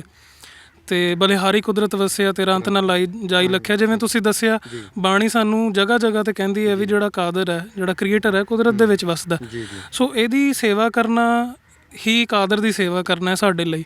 ਅਤੇ ਅਸੀਂ ਇਹੀ ਚਾਹੁੰਦੇ ਹਾਂ ਵੀ ਜਦੋਂ ਅਸੀਂ ਗੁਰੂ ਸਾਹਿਬ ਬਾਰੇ ਸੋਚੀਏ ਤਾਂ ਸਰਬੱਤ, ਜਿਹੜਾ ਗੁਰੂ ਸਾਹਿਬ ਨੇ ਸਰਬੱਤ ਦਾ ਭਲਾ ਸਾਨੂੰ ਕਿਹਾ, ਅਤੇ ਅਸੀਂ ਸਰਬੱਤ ਦਾ ਭਲਾ ਹੀ ਇਸ ਤਰ੍ਹਾਂ ਕਰ ਸਕਦੇ ਹਾਂ। ਜੇ ਅਸੀਂ ਕਿਤੇ ਲੰਗਰ ਲਾਈਏ ਜਾਂ ਛਬੀਲ ਲਾਈਏ, ਬਹੁਤ ਚੰਗੀ ਗੱਲ ਹੈ ਕਿਸੇ ਭੁੱਖੇ ਨੂੰ ਖਵਾਉਣਾ, ਪਰ ਜਿਹੜਾ ਉੱਥੇ ਅਸੀਂ ਜਿਹੜਾ ਜੰਗਲ ਲਗਾ ਰਹੇ ਹਾਂ, ਅਸੀਂ ਸੋਚਦੇ ਹਾਂ ਵੀ ਅਸੀਂ ਆਕਸੀਜਨ ਦੀ ਛਬੀਲ ਲਗਾ ਰਹੇ ਹਾਂ, ਅਤੇ ਜਿਹੜੀ ਸਫਾਈ ਹੋਣੀ ਹੈ ਉਹ ਵਾਤਾਵਰਣ 'ਚ ਜਿਹੜਾ ਜ਼ਹਿਰ ਹੈ, ਜ਼ਮੀਨ 'ਚ ਜਿਹੜਾ ਜ਼ਹਿਰ ਹੈ ਜਾਂ ਪੋਲਿਊਸ਼ਨ ਹੈ, ਹਵਾ 'ਚ ਜਿਹੜਾ ਪੋਲਿਊਸ਼ਨ ਹੈ, ਉਹ ਇਹਨਾਂ ਪੇੜ ਪੌਦਿਆਂ ਨੇ, ਜਿਹੜੇ ਕੁਦਰਤ ਦੇ ਬਣਾਏ ਜੀਵ ਨੇ, ਪੇੜ ਪੌਦੇ ਵੀ ਸਾਡੇ ਭੈਣ ਭਰਾ ਨੇ, ਜੀਵ ਹੀ ਨੇ, ਅਤੇ ਇਹਨਾਂ ਨੇ ਸੋਖ ਕੇ ਤੇ ਸਾਨੂੰ ਚੰਗੀ ਹਵਾ ਦੇਣੀ ਹੈ। ਸੋ ਇਸ ਮਕਸਦ ਨਾਲ ਅਸੀਂ 550ਵਾਂ ਗੁਰੂ ਸਾਹਿਬ ਦਾ ਜਿਹੜਾ ਗੁਰਪੁਰਬ ਗੁਰੂ ਨਾਨਕ ਦੇਵ ਜੀ ਦਾ, ਉਹਨੂੰ ਮਨਾਉਣ ਵਾਸਤੇ ਇੱਕ ਮੁਹਿੰਮ ਵਿੱਢੀ ਸੀ, ਜਿਹਦਾ ਨਾਮ ਅਸੀਂ 550 ਗੁਰੂ ਦੇ ਨਾਮ ਰੱਖਿਆ। ਅਤੇ ਉਸ ਤੋਂ ਬਾਅਦ ਪੰਜਾਬ ਦੇ ਵਿੱਚ ਅਸੀਂ ਪਹਿਲਾ ਜੰਗਲ ਜਿਹੜਾ ਉਹ 2019 ਦੇ ਵਿੱਚ ਬਠਿੰਡਾ ਦੇ ਵਿੱਚ ਗਿੱਲ ਪੱਤੀ ਆ, ਉੱਥੇ ਅਸੀਂ ਲਗਾਇਆ। ਅਤੇ ਇਹ ਮੀਆਂ ਵਾਕੀ ਵਿਧੀ ਅਸੀਂ ਵਰਤਦੇ ਹਾਂ ਜੀ ਜੰਗਲ ਲਗਾਉਣ ਦੀ। ਇਹਦਾ ਫਾਇਦਾ ਇਹ ਹੈ ਜੀ, ਇਹਦੇ ਨਾਲ ਕੀ ਹੁੰਦਾ, ਪੰਜਾਬ ਦੀਆਂ ਲਗਭਗ 30 ਤੋਂ 40 ਪ੍ਰਜਾਤੀਆਂ ਜਿਹੜੀਆਂ ਇੱਥੋਂ ਦੀਆਂ ਰਵਾਇਤੀ ਨੇ, ਬਾਹਰਲੇ ਰੁੱਖ ਨਹੀਂ ਅਸੀਂ ਲਗਾਉਂਦੇ, ਪੰਜਾਬ ਦੀਆਂ ਰਵਾਇਤੀ ਪ੍ਰਜਾਤੀਆਂ ਜਿਵੇਂ ਜੰਡ ਹੈ, ਪਿੱਪਲ ਹੈ, ਟਾਹਲੀ ਹੈ, ਫਾਲਸਾ, ਲਸੂੜਾ, ਫਲਾਈ, ਫਰਮਾਨ, ਜਿਹੜੇ ਅੱਜ ਹੁਣ ਅਲੋਪ ਹੋਣ 'ਤੇ ਕਗਾਰ 'ਤੇ ਨੇ। ਅਸੀਂ ਚਾਹੁੰਦੇ ਹਾਂ ਵੀ ਇੱਕ ਤਾਂ ਇਹਨਾਂ ਨੂੰ ਦੁਬਾਰਾ ਸੁਰਜੀਤ ਕੀਤਾ ਜਾਵੇ, ਇਹਨਾਂ ਦੇ ਬੀਜਾਂ ਦੇ ਬੈਂਕ ਬਣ ਜਾਣੇ ਜੰਗਲ। ਅਤੇ ਦੂਜਾ ਸਾਡਾ ਸੀਗਾ ਵੀ ਮੀਆਂ ਵਾਕੀ ਵਿਧੀ ਨੂੰ ਚੁਣਨ ਦਾ ਇੱਕ ਕਾਰਨ ਇਹ ਸੀ ਕਿ ਮੀਆਂ ਵਾਕੀ ਦੇ ਵਿੱਚ ਜੇ ਅਸੀਂ 100 ਬੂਟੇ ਲਾਉਂਦੇ ਹਾਂ ਅਤੇ 95 ਬਚ ਜਾਂਦੇ ਨੇ, ਇਹ ਗਰੰਟੀ ਨਾਲ ਅਸੀਂ ਕਹਿੰਦੇ ਹਾਂ ਵੀ ਘੱਟੋ ਘੱਟ 95% ਸਰਵਾਈਵਲ ਰੇਟ ਹੈ। ਆਮ ਤੌਰ 'ਤੇ ਰਿਜ਼ਲਟ ਕੀ ਰਹਿੰਦਾ ਜੀ ਉਹ ਮੀਆਂ ਵਾਕੀ ਵਿਧੀ ਤੋਂ ਇਲਾਵਾ? ਟ੍ਰੈਡੀਸ਼ਨਲ ਇੰਨੀ ਸਾਨੂੰ ਸਰਵਾਈਵਲ ਨਹੀਂ ਮਿਲਦਾ, ਮੋਰਟੈਲਿਟੀ ਬਹੁਤ ਜ਼ਿਆਦਾ ਹੁੰਦੀ ਹੈ। ਕਈ ਕੇਸਿਸ ਤਾਂ ਇਹਦੇ ਵਿੱਚ 95% ਮੋਰਟੈਲਿਟੀ ਹੁੰਦੀ ਹੈ। ਜੇ 100 ਬੂਟੇ ਲਾਈਏ ਤਾਂ 95 ਮਰ ਜਾਂਦੇ ਨੇ। ਸੋ ਇਹ ਸੰਘਣੇ ਲੱਗਦੇ ਨੇ, ਇੱਕ ਦੂਜੇ ਦੀ ਕੇਅਰ ਕਰਦੇ ਨੇ, ਜੜ੍ਹਾਂ ਇੱਕ ਦੂਜੇ ਦੀਆਂ ਸਾਥ ਦਿੰਦੀਆਂ ਨੇ, ਇੱਕ ਬੂਟਾ ਦੂਜੇ ਬੂਟੇ ਦਾ ਸਾਥ ਦਿੰਦਾ, ਅਤੇ ਇਹ ਨੇੜੇ ਨੇੜੇ ਲੱਗਦੇ ਨੇ। ਇਸ ਨੇੜੇ ਨੇੜੇ ਬਹੁਤ ਲਾਤੇ ਜੀ, ਪਰ ਕਰੋਨਾ ਕਾਲ ਚੱਲ ਰਿਹਾ ਜੀ, ਦੂਰੀ ਬਣਾ ਕੇ ਨਹੀਂ ਰੱਖੀ ਹੋਈ। ਜਿਹੜਾ ਵਾਇਰਸ ਹੈ ਜੀ ਕਰੋਨਾ, ਉਹ ਬੰਦਿਆਂ 'ਤੇ ਇਫੈਕਟ ਕਰਦਾ, ਬੂਟਿਆਂ ਨੂੰ ਨਹੀਂ ਦੂਰੀ ਦੀ ਲੋੜ। ਬੂਟੇ ਜਿੰਨੇ ਨੇੜੇ ਲੱਗਣ, ਕੁਟੁੰਬ ਦੇ ਵਿੱਚ ਰਹਿਣ, ਪਰਿਵਾਰ ਦੇ ਵਿੱਚ ਰਹਿਣ, ਤਾਂ ਜ਼ਿਆਦਾ ਵੱਧਦੇ ਫੁੱਲਦੇ ਨੇ ਜੀ। ਜਿਵੇਂ ਗੱਲ ਕੀਤੀ ਵੀ ਮਾਸਕ ਬੂਟਿਆਂ ਨੂੰ ਨਹੀਂ ਬੂਥਿਆਂ ਨੂੰ ਲੋੜ ਹੈ। ਬਿਲਕੁਲ ਜੀ, ਬਿਲਕੁਲ ਕਿ ਨਹੀਂ ਜੀ? ਜੀ ਬਿਲਕੁਲ ਬਿਲਕੁਲ। ਤੇ ਇਹ ਕਿਹੜੇ ਕਿਹੜੇ ਲੋਕ ਲਵਾ ਸਕਦੇ ਨੇ, ਕਿੱਥੇ ਕਿੱਥੇ ਮਤਲਬ ਕਿ ਆਪਾਂ ਲਗਵਾ ਸਕਦੇ, ਕੋਈ ਇਹਦੀ ਖਾਸ ਥਾਂ ਹੁੰਦੀ ਹੈ ਜੀ, ਜਾਂ ਤੁਹਾਡੇ ਤੱਕ ਅਪਰੋਚ ਕਰਦੇ ਨੇ ਜਿਹੜੇ, ਜਾਂ ਜਿਹੜਾ ਵੀ ਅਪਰੋਚ ਕਰਦਾ ਉਹ ਹੀ ਲਵਾ ਸਕਦਾ ਜੀ? ਸਾਡਾ ਜੀ ਕੁਝ ਕੁ ਅਸੀਂ ਸ਼ਰਤਾਂ ਰੱਖਦੇ ਹਾਂ, ਬਿਲਕੁਲ ਸਿੰਪਲ। ਇੱਕ ਤਾਂ ਇਹ ਹੈ ਵੀ ਸਾਡੇ ਕੋਲ ਉਹ ਬੰਦਾ ਆਵੇ ਜਿਹੜਾ ਕੋਈ ਕਮਰਸ਼ੀਅਲ ਬੈਨੀਫਿਟ ਨਹੀਂ ਭਾਲਦਾ। ਵੀ ਜੇ ਕਿਸੇ ਨੇ ਜ਼ਮੀਨ ਬੂਟਿਆਂ ਦੇ ਨਾਮ, ਗੁਰੂ ਨਾਨਕ ਦੇਵ ਜੀ ਦੇ ਨਾਮ ਤੇ ਕੋਈ ਜੰਗਲ ਲਗਾ ਰਿਹਾ, ਜ਼ਮੀਨ ਆਪਣੀ ਬੂਟੇ ਲਵਾ ਰਿਹਾ, ਤੇ ਉਹ ਜ਼ਮੀਨ ਬੂਟਿਆਂ ਵਾਸਤੇ ਹੀ ਹੋਵੇ, ਉਹਦੇ ਵਿੱਚੋਂ ਕੋਈ ਵਿੱਤੀ ਜਿਹੜਾ ਫਾਇਦਾ, ਕਮਰਸ਼ੀਅਲ ਬੈਨੀਫਿਟ ਕੋਈ ਨਾ ਉਹ ਕੋਈ ਭਾਲਦਾ ਹੋਵੇ। ਦੂਜਾ, ਅਸੀਂ ਸਿਰਫ ਉਹਨਾਂ ਕੋਲ ਜਾ ਕੇ ਲਗਾਉਂਦੇ ਹਾਂ ਜਿਹੜੀ ਜ਼ਿੰਮੇਵਾਰੀ ਨਾਲ ਕਹਿਣ ਵੀ ਅਸੀਂ ਇਹਦੀ ਸਾਂਭ ਸੰਭਾਲ ਕਰਾਂਗੇ। ਕਿਉਂਕਿ ਬੂਟੇ ਲਵਾਉਣ ਵਾਲੇ ਤਾਂ ਬਹੁਤ ਹੁੰਦੇ ਨੇ, ਬੂਟੇ ਨੂੰ ਲਵਾਉਣਾ ਸੌਖਾ ਹੈ, ਉਹਨੂੰ ਪਾਲਣਾ ਬੜਾ ਔਖਾ ਹੈ। ਇਹ ਚੀਜ਼ ਤੇ ਭਾਜੀ ਜਿਹੜੀ ਗੱਲ ਤੁਸੀਂ ਕਹੀ ਹੈ ਉਹ ਤਾਂ ਹਰੇਕ ਕੋਈ ਕਹਿ ਸਕਦਾ ਨਾ, ਕਹਿਣਾ ਤੇ ਵਿਸ਼ਵਾਸ ਕਿਵੇਂ ਕਰਦੇ ਹੋ ਫਿਰ? ਇਹ ਤੇ ਮੈਂ ਵੀ ਕਹਿ ਦੂੰਗਾ ਅਗਲੇ 3 ਸਾਲ ਤੱਕ ਮੇਰੀ ਕੋਈ ਕੋਠੀ ਬਣਨੀ ਹੈ ਜੀ, ਤੇ ਉਹਦੇ 'ਚ ਮੈਂ ਲੱਕੜ ਦਾ ਕੰਮ ਕਰਾਉਣਾ, ਮੈਂ ਤਾਂ ਕਹੂੰਗਾ ਵੀ 3 ਸਾਲ ਦੇ ਵਿੱਚ ਮੇਰੇ ਦਰਖਤ ਕਿੱਥੇ ਜਾਣਗੇ, ਇਹਦੀ ਉਹ ਲੱਕੜ ਵਢਾ ਕੇ ਆਪਾਂ ਦਰਵਾਜ਼ੇ ਤਾਕੀਆਂ ਬਣਾ ਲਾਂਗੇ। ਤੇ ਵਿਸ਼ਵਾਸ ਕਿਵੇਂ ਭਾਜੀ ਫਿਰ? ਜੀ ਅੰਤਰਜਾਮੀ ਤਾਂ ਗੁਰੂ ਸਾਹਿਬ ਹੀ ਨੇ, ਪਰ ਜਿਵੇਂ ਤੁਸੀਂ ਦੇਖਿਆ ਸੁਖਦੀਪ ਸਿੰਘ ਜੀ ਦੀ, ਉਹਨਾਂ ਦੀ ਫੈਮਿਲੀ, ਉਹਨਾਂ ਦੀਆਂ ਤੁਸੀਂ ਸਾਰੀਆਂ ਗੱਲਾਂ ਸੁਣਿਆ। ਸਾਡੇ ਲਈ ਇੰਨਾ ਵਿਸ਼ਵਾਸ ਬਹੁਤ ਹੈ ਜੀ, ਤੇ ਬੜੀ ਖੁਸ਼ੀ ਦੀ ਗੱਲ ਹੈ, ਬੜੇ ਮਾਣ ਵਾਲੀ ਗੱਲ ਹੈ। ਸਾਨੂੰ ਇਹੋ ਜਿਹੇ ਬਹੁਤ ਪਰਿਵਾਰ ਮਿਲਦੇ ਨੇ ਜੀ, ਤੇ ਹੁਣ ਤੱਕ ਅਸੀਂ 312 ਜੰਗਲ ਲਗਾ ਚੁੱਕੇ ਹਾਂ ਜੀ ਗੁਰੂ ਸਾਹਿਬ ਦੇ ਨਾਮ ਤੇ 2 ਸਾਲਾਂ ਦੇ ਵਿੱਚ, ਤੇ 95% ਸਰਵਾਈਵਲ ਮਿਨੀਮਮ ਹੈ ਜੀ। ਤੇ ਅਸੀਂ ਲਗਭਗ ਪੰਜਾਬ ਦੀਆਂ 60-65 ਪ੍ਰਜਾਤੀਆਂ, ਪੰਜਾਬ ਦੀਆਂ ਨਹੀਂ ਓਵਰਆਲ 80-85 ਪ੍ਰਜਾਤੀਆਂ ਪੂਰੇ ਇੰਡੀਆ ਦੇ ਵਿੱਚ, ਕਿਉਂਕਿ ਗੁਜਰਾਤ 'ਚ ਵੀ ਅਸੀਂ ਜੰਗਲ ਲਾਏ, ਮਹਾਰਾਸ਼ਟਰ 'ਚ ਵੀ ਲਾਏ, ਰਾਜਸਥਾਨ 'ਚ ਵੀ ਲਗਾਏ, ਜੰਮੂ 'ਚ ਵੀ ਲਾਇਆ, ਤੇ ਇੱਕ ਪਾਕਿਸਤਾਨ 'ਚ ਵੀ ਇੱਕ ਲਾਇਆ ਸੀ। ਤੇ ਇਹ ਸਾਰੇ ਇਹਨਾਂ 'ਚ ਐਸੀਆਂ ਪ੍ਰਜਾਤੀਆਂ ਲਾਈਆਂ ਜਿਹੜੀਆਂ ਉਸ ਇਲਾਕੇ ਦੀਆਂ ਹੋਣ। ਜਿਵੇਂ ਇੱਥੇ ਅਸੀਂ ਫਰਮਾ ਵੀ ਲਗਾਇਆ, ਫਰਮਾ ਦਾ ਜ਼ਿਕਰ ਬਾਣੀ 'ਚ ਵੀ ਆਉਂਦਾ, ਤੇ ਪਰ ਉਹ ਅਲੋਪ ਹੀ ਹੋਇਆ। ਪਹਿਲਾਂ ਆਮ ਮਿਲਦਾ ਸੀਗਾ, ਫਲਾਈਆਂ ਆਮ ਮਿਲਦੀਆਂ ਸੀਗੀਆਂ। ਦੂਜਾ, ਇਹਨਾਂ ਦੇ ਵਿੱਚ ਕੀ ਹੈ ਜੀ, 10 ਗੁਣਾ ਤੇਜ਼ੀ ਨਾਲ ਵੱਧਦੇ ਨੇ ਰੁੱਖ। ਜਿਹੜਾ ਆਮ ਬੂਟਾ ਜੇ ਸਮਝ ਲਓ ਇੱਕ 10 ਸਾਲ ਦੇ ਵਿੱਚ 5 ਫੁੱਟ ਦਾ ਹੋਣਾ ਹੈ, ਤਾਂ ਇਹਦੇ ਵਿੱਚ 1 ਸਾਲ ਦੇ ਵਿੱਚ 5 ਫੁੱਟ ਦਾ ਹੋ ਜਾਏਗਾ। ਸੋ ਇੱਕ ਤਾਂ ਇਹ ਫਾਇਦਾ। ਦੂਜਾ, ਇਹਦੇ ਵਿੱਚ ਜਿਹੜੇ ਪੋਲੀਨੇਟਰਸ ਨੇ ਜੀ, ਜਿਵੇਂ ਭੰਵਰੇ ਨੇ, ਤਿਤਲੀਆਂ ਨੇ, ਜਿਨ੍ਹਾਂ ਕਰਕੇ ਰੁੱਖਾਂ 'ਤੇ ਫਰੂਟ ਆਉਂਦੇ ਨੇ, ਜਿਨ੍ਹਾਂ ਕਰਕੇ ਆਪਣੀਆਂ ਫਸਲਾਂ 'ਚ ਦਾਣਾ ਪੈਂਦਾ। ਸੋ ਉਹਨਾਂ ਲਈ ਇੱਕ ਹੈਬੀਟੈਟ ਹੈ। ਜਿਹੜੀਆਂ ਚਿੜੀਆਂ ਵਗੈਰਾ ਖਤਮ ਹੋ ਗਈਆਂ, ਉਹਨਾਂ ਲਈ ਇੱਕ ਰਹਿਣ ਬਸੇਰਾ। ਸੋ ਇਹ ਸਾਰਾ ਕੁਛ ਹੀ ਸਰਬੱਤ ਦੇ ਭਲੇ ਦੇ ਅਸੀਂ ਆਸ਼ੇ ਨੂੰ ਮੁੱਖ ਰੱਖ ਕੇ ਅਸੀਂ ਸਾਰਾ ਕਰ ਰਹੇ ਹਾਂ ਜੀ। ਇਹਦੇ 'ਚ ਤੁਸੀਂ ਕਿੰਨੇ ਪੈਸੇ ਲੈਂਦੇ ਹੋ, ਜਾਂ ਇਹ ਫ੍ਰੀ ਆਫ ਕਾਸਟ ਕਰਦੇ ਹੋ? ਤੁਹਾਡੀ ਟੀਮ ਵੀ ਆਉਂਦੀ ਹੈ, ਖਰਚ ਹੁੰਦਾ, ਕਿ ਕੋਈ ਪੈਸਾ ਲੈਂਦੇ ਹੋ ਜਾਂ ਨਹੀਂ ਜੀ? ਪੈਸਾ ਇਸ ਤਰ੍ਹਾਂ ਜੀ, ਜਿਹੜਾ ਤਾਂ ਖਰਚਾ ਹੁੰਦਾ ਉਹ ਜਿਹੜੇ ਜੰਗਲ ਦੇ ਓਨਰ ਹੁੰਦੇ ਨੇ, ਜਿਹੜੇ ਜ਼ਮੀਨ ਦੇ ਓਨਰ ਹੁੰਦੇ ਨੇ, ਉਹੀ ਸਾਰਾ ਕਰਦੇ ਨੇ ਜੀ। ਅਸੀਂ ਇੱਕ ਛੋਟੀ ਜਿਹੀ ਡੋਨੇਸ਼ਨ ਦੇ ਰੂਪ 'ਚ ਟੈਕਨੀਕਲ ਕਾਸਟ ਅਸੀਂ ਲੈਂਦੇ ਹਾਂ, ਕਿਉਂਕਿ ਜਿੱਥੇ ਅਸੀਂ ਜਾਈਦਾ, ਇੱਕ ਸੰਸਥਾ ਨੂੰ ਚਲਾਉਣ ਦੇ ਕੁਝ ਖਰਚੇ ਹੁੰਦੇ ਨੇ, ਤੇ ਸਾਡੇ ਨਾਲ ਪੰਜਾਬ ਦੇ ਅਕੋਰਡਿੰਗ ਕੁਝ ਕਾਫੀ ਯੂਥ ਜੁੜਿਆ। ਉਹ ਵੀ ਦੱਸ ਦਿਓ, ਕਿਉਂਕਿ ਅੱਜ ਕੱਲ੍ਹ ਬਹੁਤ ਸਾਰੀਆਂ ਸੰਸਥਾਵਾਂ ਜਾਂ ਸਮਾਜ ਸੇਵਾ ਦੇ ਨਾਂ 'ਤੇ ਇੰਨੀ ਠੱਗੀ ਹੋ ਰਹੀ ਹੈ, ਲੱਖਾਂ ਰੁਪਇਆ ਲੈ ਜਾਂਦੇ ਆ ਜੀ, ਪਰ ਤੁਹਾਡੀ ਕਿੰਨੀ ਕੁ ਅਮਾਊਂਟ ਰਹਿੰਦੀ ਹੈ ਜੀ ਉਹ, ਤਾਂ ਕਿ ਲੋਕਾਂ ਨੂੰ ਪਤਾ ਲੱਗ ਸਕੇ ਵੀ ਤੁਸੀਂ ਮਿਨੀਮਮ ਕਹਿ ਰਹੇ ਹੋ ਵੀ ਵਾਕਈ ਮਿਨੀਮਮ ਹੈਗੀ ਹੈ ਜੀ ਉਹ?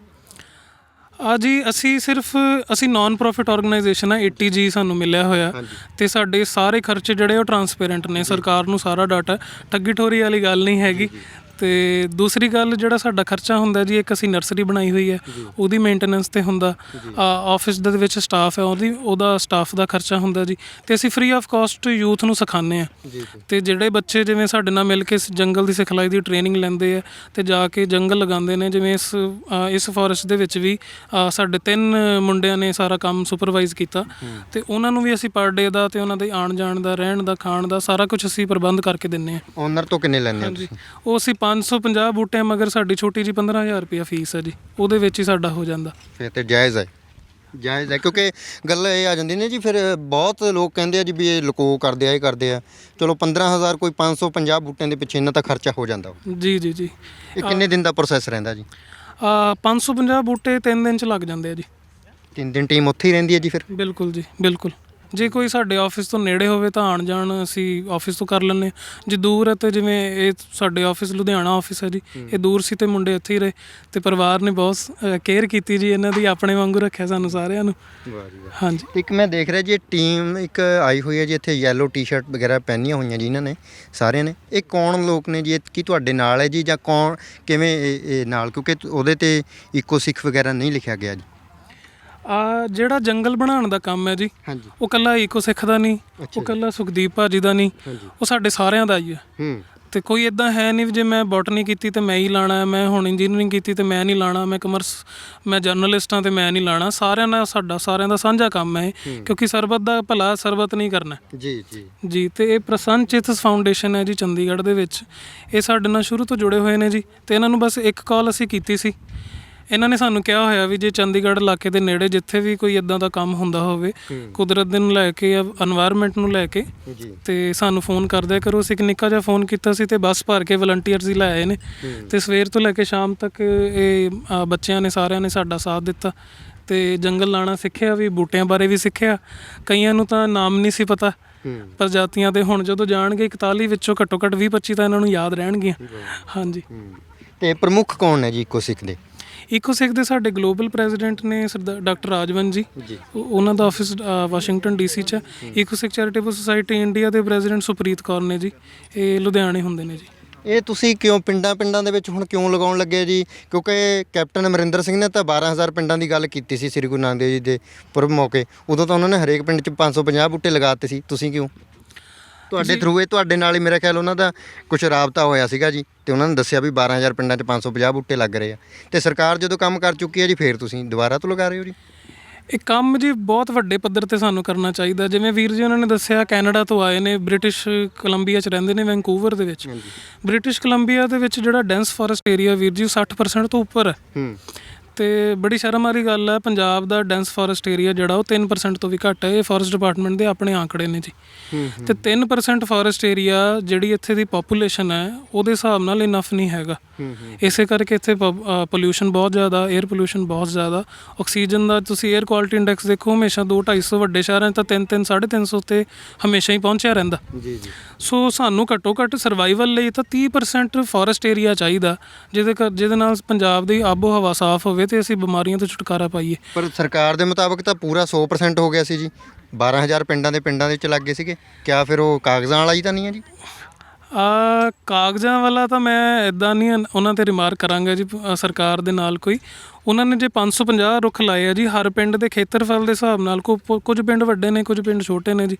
ਬਾਕੀ ਸਰਵਾਈਵਲ ਦੀ ਵੀ ਗੱਲ ਹੁੰਦੀ ਹੈ ਤੇ ਉਹਨਾਂ ਨੇ ਫੋਰੈਸਟ ਵੀ ਲਗਾਏ ਨੇ ਜੀ, ਗੁਰੂ ਨਾਨਕ ਝਿੜੀ ਦੇ ਨਾਮ ਤੇ ਫੋਰੈਸਟ ਵੀ ਜ਼ਰੂਰ ਉਹਨਾਂ ਨੇ ਲਗਾਏ ਨੇ ਤੇ ਅਸੀਂ ਉਹਨਾਂ ਦਾ ਪੂਰਾ ਸਾਥ ਦੇਵਾਂਗੇ ਜੀ ਜਿੱਥੇ ਸਾਨੂੰ ਬੁਲਾਣਗੇ।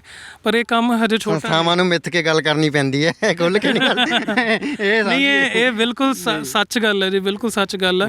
ਅਸੀਂ ਜੇ ਹਰ ਇੱਕ ਸੰਸਥਾ ਜੇ ਸਰਕਾਰ ਦੇ ਖਿਲਾਫ ਲੜਾਈ ਲੜਨ ਲੱਗ ਜੇ ਤਾਂ ਅਸੀਂ ਆਪਸ ਲੜਦੇ ਰਵਾਂਗੇ, ਕੰਮ ਨਹੀਂ ਹੋਣਾ।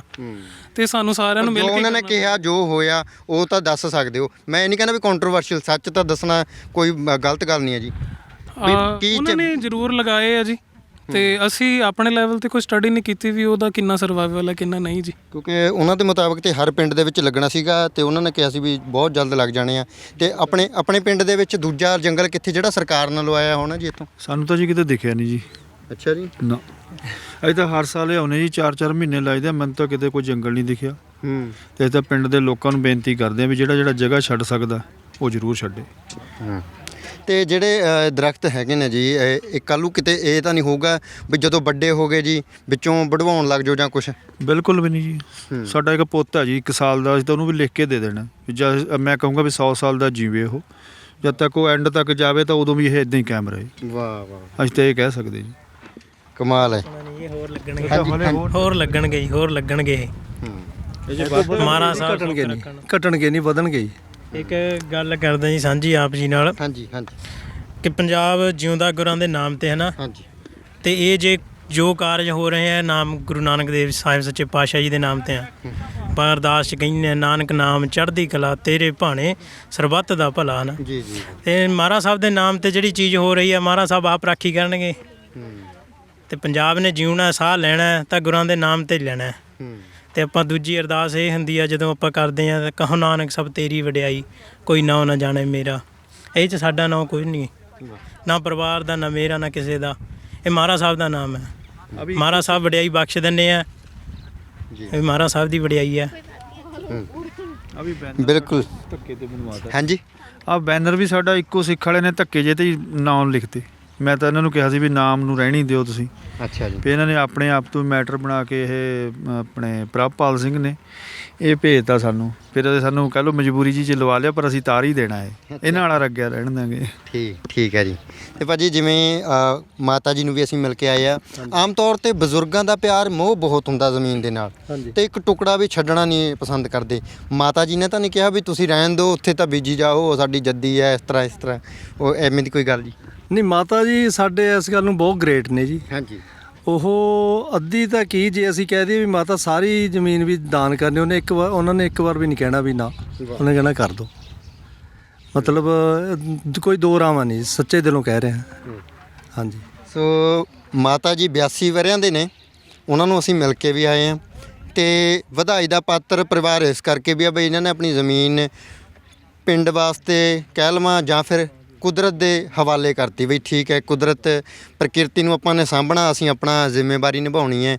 ਉਸ ਗੱਲ ਨੂੰ ਤਾਂ ਵਧਾਈ ਦੇ ਪਾਤਰ ਹੈਗੇ ਹੀ ਨੇ, ਪਰ ਚਾਰੋਂ ਭਰਾ ਇਕੱਠੇ ਨੇ, ਪਰਿਵਾਰ ਇਕੱਠਾ ਹੈ ਤੇ ਮਾਤਾ ਜੀ ਦੀ ਬਹੁਤ ਸੇਵਾ ਕਰਦੇ ਨੇ, ਕਿਉਂਕਿ ਜਿਸ ਹਿਸਾਬ ਦੇ ਨਾਲ ਮਾਤਾ ਜੀ, ਨਹੀਂ ਤਾਂ ਜੇ ਪਰਿਵਾਰ ਦੇ ਵਿੱਚ ਬਜ਼ੁਰਗ ਹੋਣ ਤਾਂ ਉਹ ਮਿਲਾਉਂਦੇ ਨਹੀਂ, ਆਪ ਨਹੀਂ ਮਿਲਾਉਂਦੇ ਚਾਅ ਦੇ ਨਾਲ ਵੀ ਬਜ਼ੁਰਗ ਐਵੇਂ ਨਾ ਕੋਈ ਫੋਲਣਾ ਫੋਲਦੇ। ਸੋ ਇਹ ਪਰ ਇਸ ਪਰਿਵਾਰ ਨੇ ਸਾਨੂੰ ਬਹੁਤ ਚਾਈ ਮਾਤਾ ਜੀ ਨਾਲ ਮਿਲਾਇਆ, ਅਸੀਂ ਆਸ਼ੀਰਵਾਦ ਲੈ ਕੇ ਆਏ ਆ। ਬਹੁਤ ਚੰਗੇ ਮਾਤਾ ਜੀ 82 ਵਰ੍ਹਿਆਂ ਦੇ ਹੈਗੇ ਆ, ਪਰ ਬਹੁਤ ਰੱਬੀ ਰੂਹ ਨੇ ਇੱਕ।